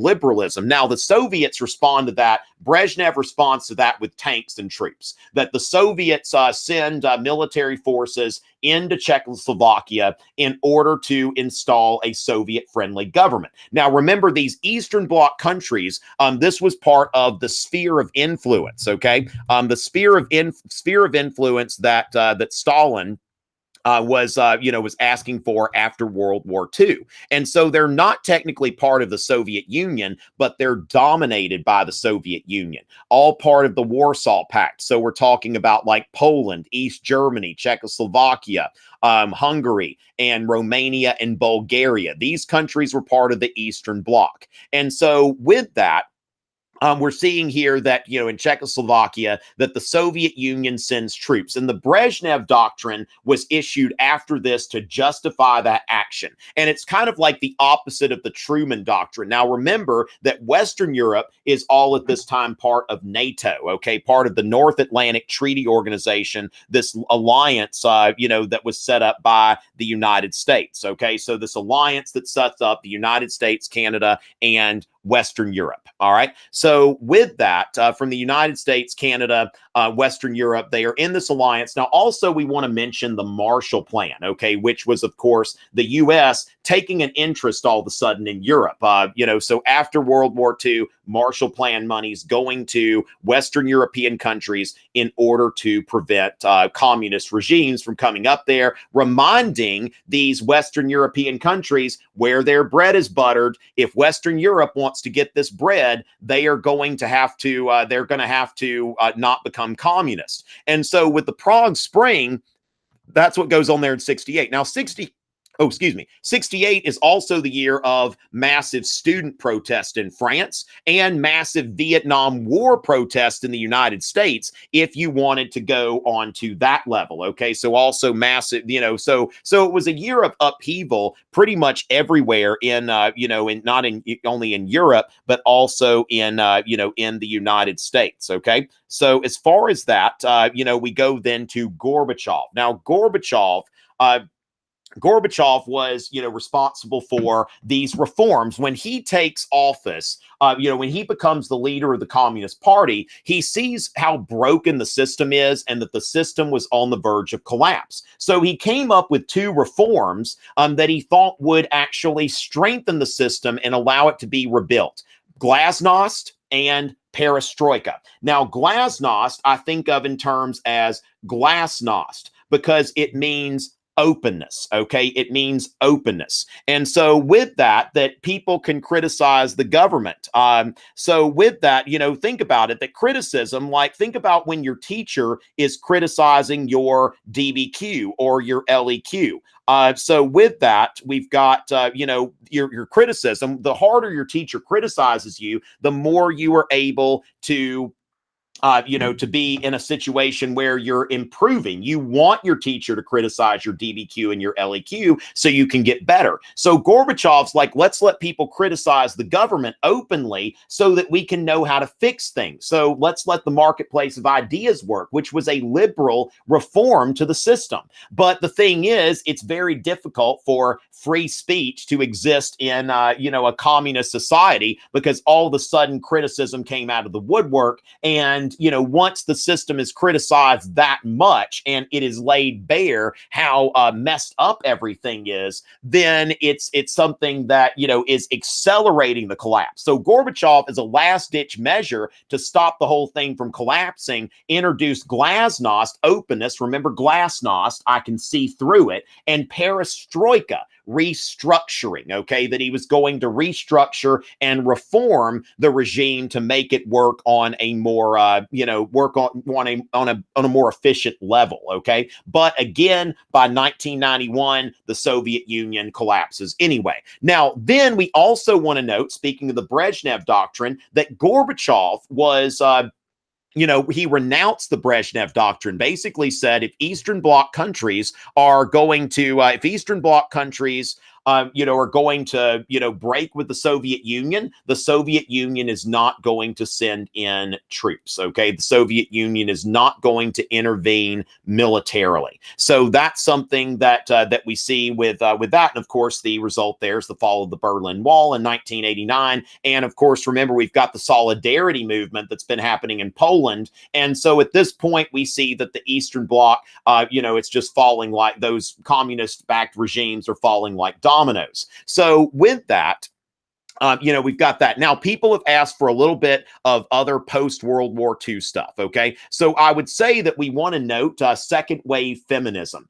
So when terms of women, think about first wave feminism culminated with with women's suffrage during and after World War I. Now, women's suffrage, it gave women political equality, but it did not give them social equality, that women were still not given access to professional employment, not taken seriously in those prestigious fields of medicine, law, and academia. And so it was still very difficult for women to, and if they did get into those places, are they getting paid equally? Are they getting, respect in the workplace? So when we look at post-war second wave feminism, we want to associate now Emmeline Pankhurst, Pankhurst.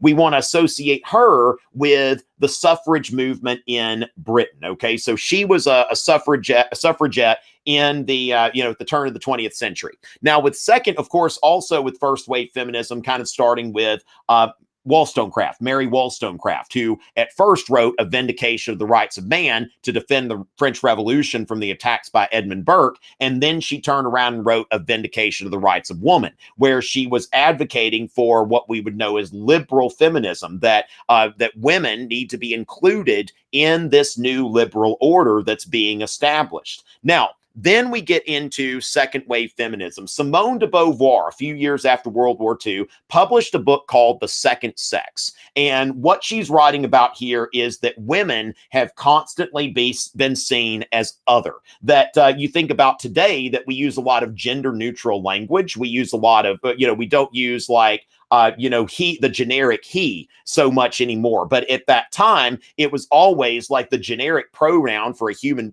for human beings in general is he. It's a male kind of thing. So she's saying that it's always, okay, Greco needs a shout out. There you go. In Mr. Tollison's class, Miss Brummer's AP Euro classes. Okay. So I hear you.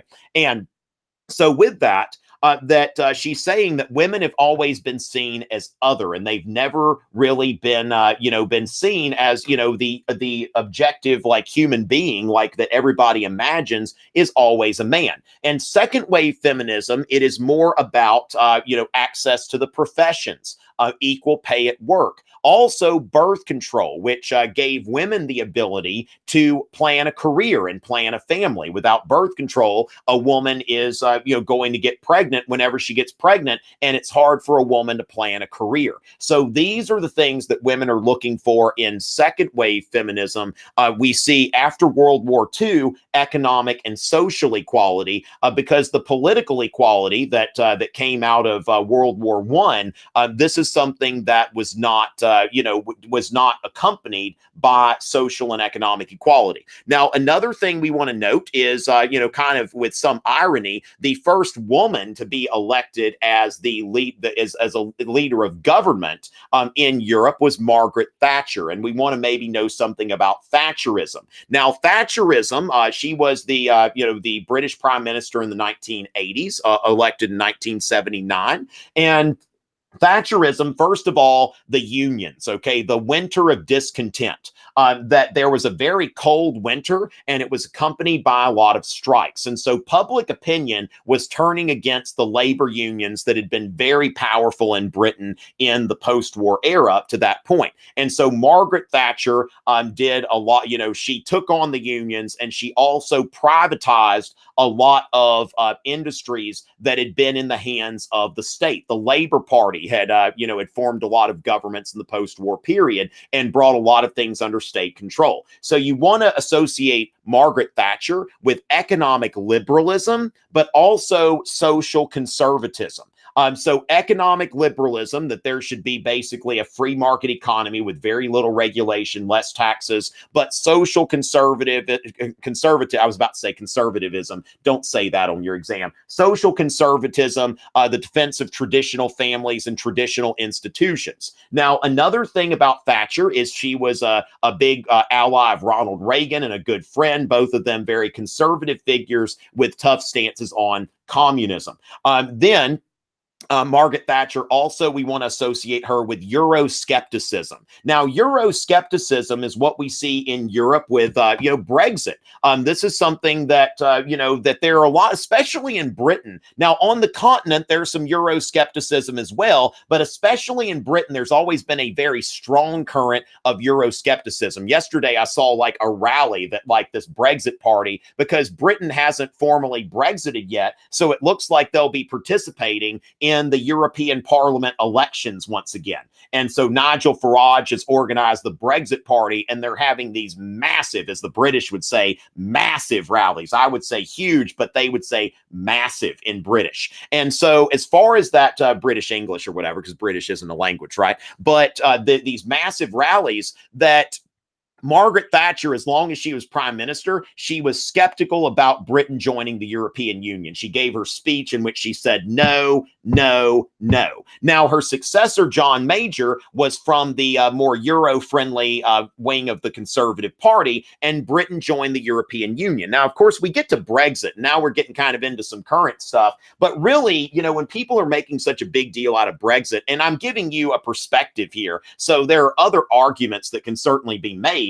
But my question is, has Britain really ever been a member of the European Union? So the European Union, which was set up by the Maastricht Treaty, or as the Dutch would say, Maastricht Treaty in 1993, shortly after the fall of the Soviet Union, that the European Union is it was preceded by the European Economic Community, which was a free trade zone, a tariff-free zone that started with Italy, France, and Germany, and the Benelux countries, the Netherlands, Belgium, the Netherlands, and Luxembourg.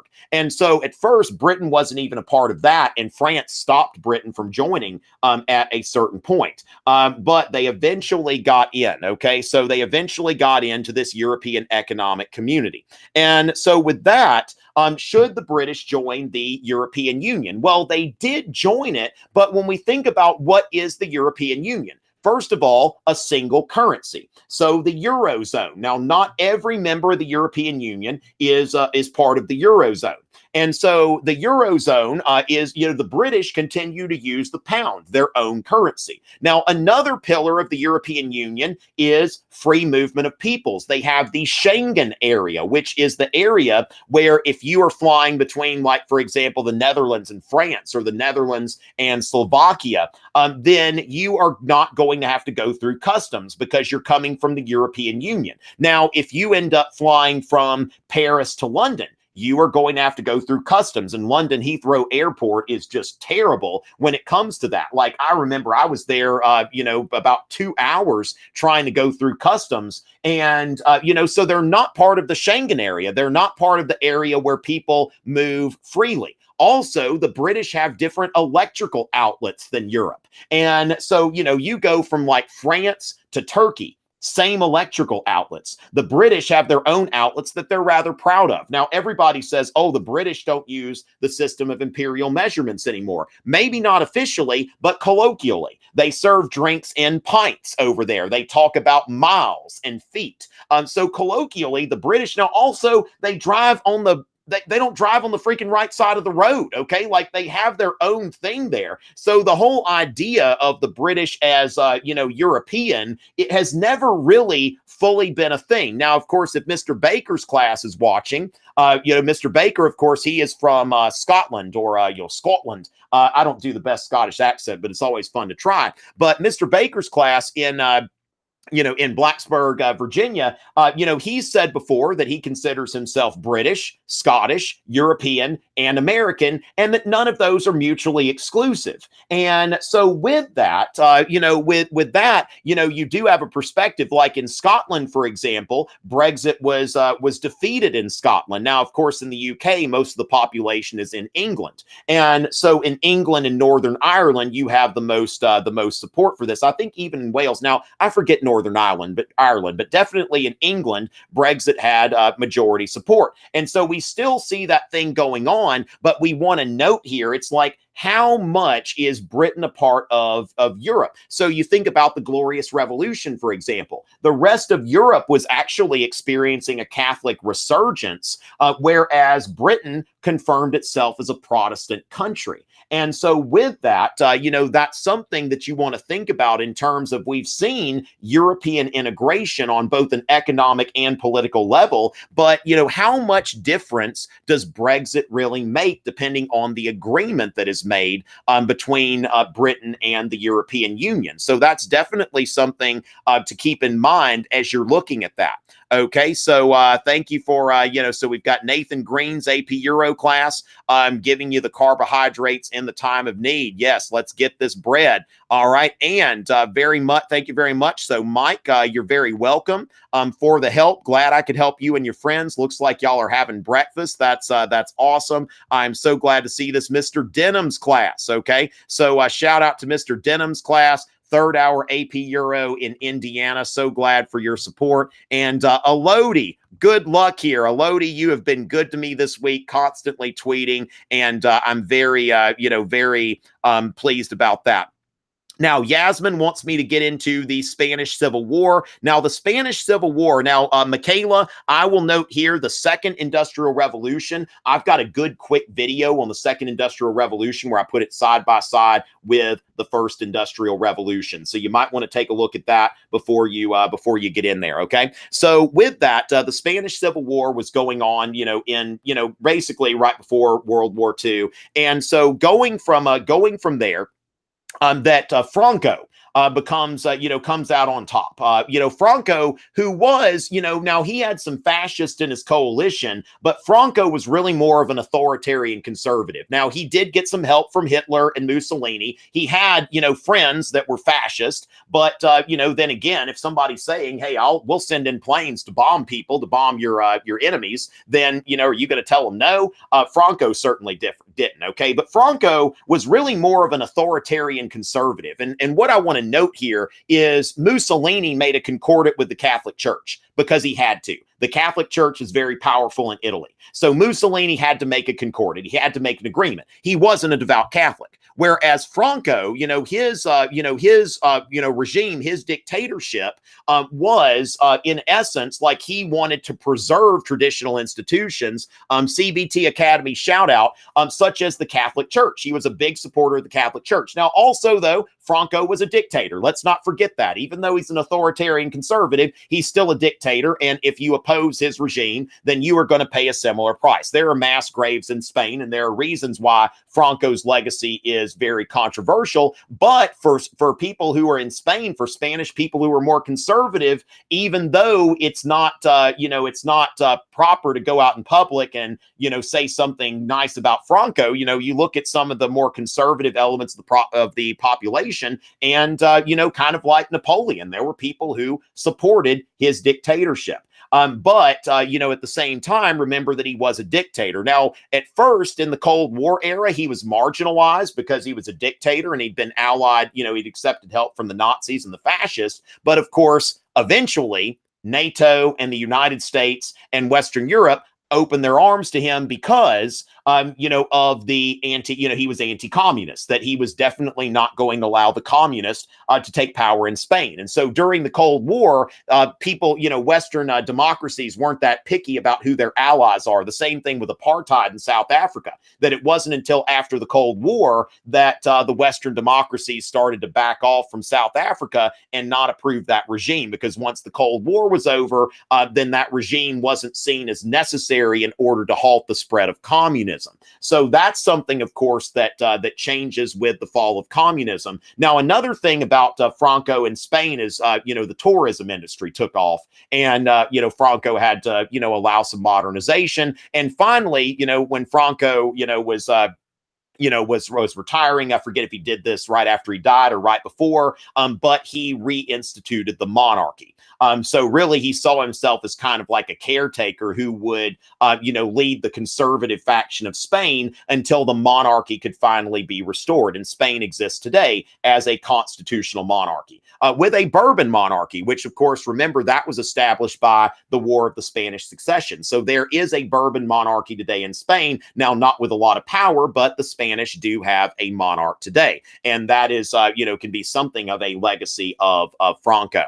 So with that, ladies and gentlemen, Brian Lemus wishes good luck to all of his fellow human beings on the test. You are beautiful human beings. And yes, that goes for all of you. And I am so ready for y'all to get this bread. And I'm going to do a few last second shout outs here. Thank you, Matt Garrick, Owen Smithers, Lily Wani, Victor, and Quinn Farrell, and Patrick _RB for the Instagram follows, but remember, y'all get this bread. Thank y'all for all of you who've paid tribute to Harambe and his memory. That means a lot to me, that we want to make sure that Harambe rest in peace, and hopefully Harambe will protect your score, just like he tried to protect that child, okay, that he'll do his best for you. Maggie R.E. and Jesse Heaton, later on, hopefully we'll keep a community going, because remember, I also provide support for APUSH and AP Gov. But remember, ladies and gentlemen, what Napoleon said, and I want you to remember that as our community goes forth into this exam, that we go into battle together to get this bread, okay? That we go into battle together to get this bread, that victory will march with us at the charging step, and the eagle with the national colors will fly from steeple to the towers of Notre Dame. And I want you to remember that, and especially as they're reconstructing that church in France, this really speaks to us today. And I wish everybody the best as you go into the exam. Thank you so much, teachers and students, for your support. This is always a crazy week for me, but it's always invigorating, because I am so thankful for the support you give me. Just like Napoleon said, my victory is your victory, and I'm really nothing without you. That is the case, in this case as well. And really, what I'm doing here would be nothing without your support. Oh, Miss Crabtree at Roseville High. Yes, definitely. Carlos Caldwell. I like that guy. tell him to get in touch with me. Yeah, I hadn't talked to him in a while. I'm a big fan of Caldwell, so make sure that Carlos Caldwell gets in touch with me. He knows how to find me. All right, so ladies and gentlemen, I've got to go, but remember that victory is going to be ahead of us. Let's get this bread. Now, remember to cross it out so that your AP reader doesn't consider that part of your exam. They're like, do I have to grade this? Let's get this bread. All right, so ladies and gentlemen, thank you so much. And Greco, Miss Clark's class, Ed Saul. Oh, yeah, Ed Saul's been with me for a long time. Okay, Miss Woodward, and thank you so much. Now, I have to get to work, okay? So I'm going to have to get to work. So I've only got the morning off, so I need to go into work, or else I'd keep shouting out Edward Borges, Coach Phillips, shout out to Miss Reeves, Miss Kinder. Thank y'all so much, Zayad. I don't know if I'm going to adopt you. Mr. Green, thank y'all again, Mount Carmel High, and you're very welcome. And again, I want to thank you. Let's get this bread, yeet this wheat, obtain the grain. And for the last time in this AP Euro season, ladies and gentlemen, it is always a pleasure.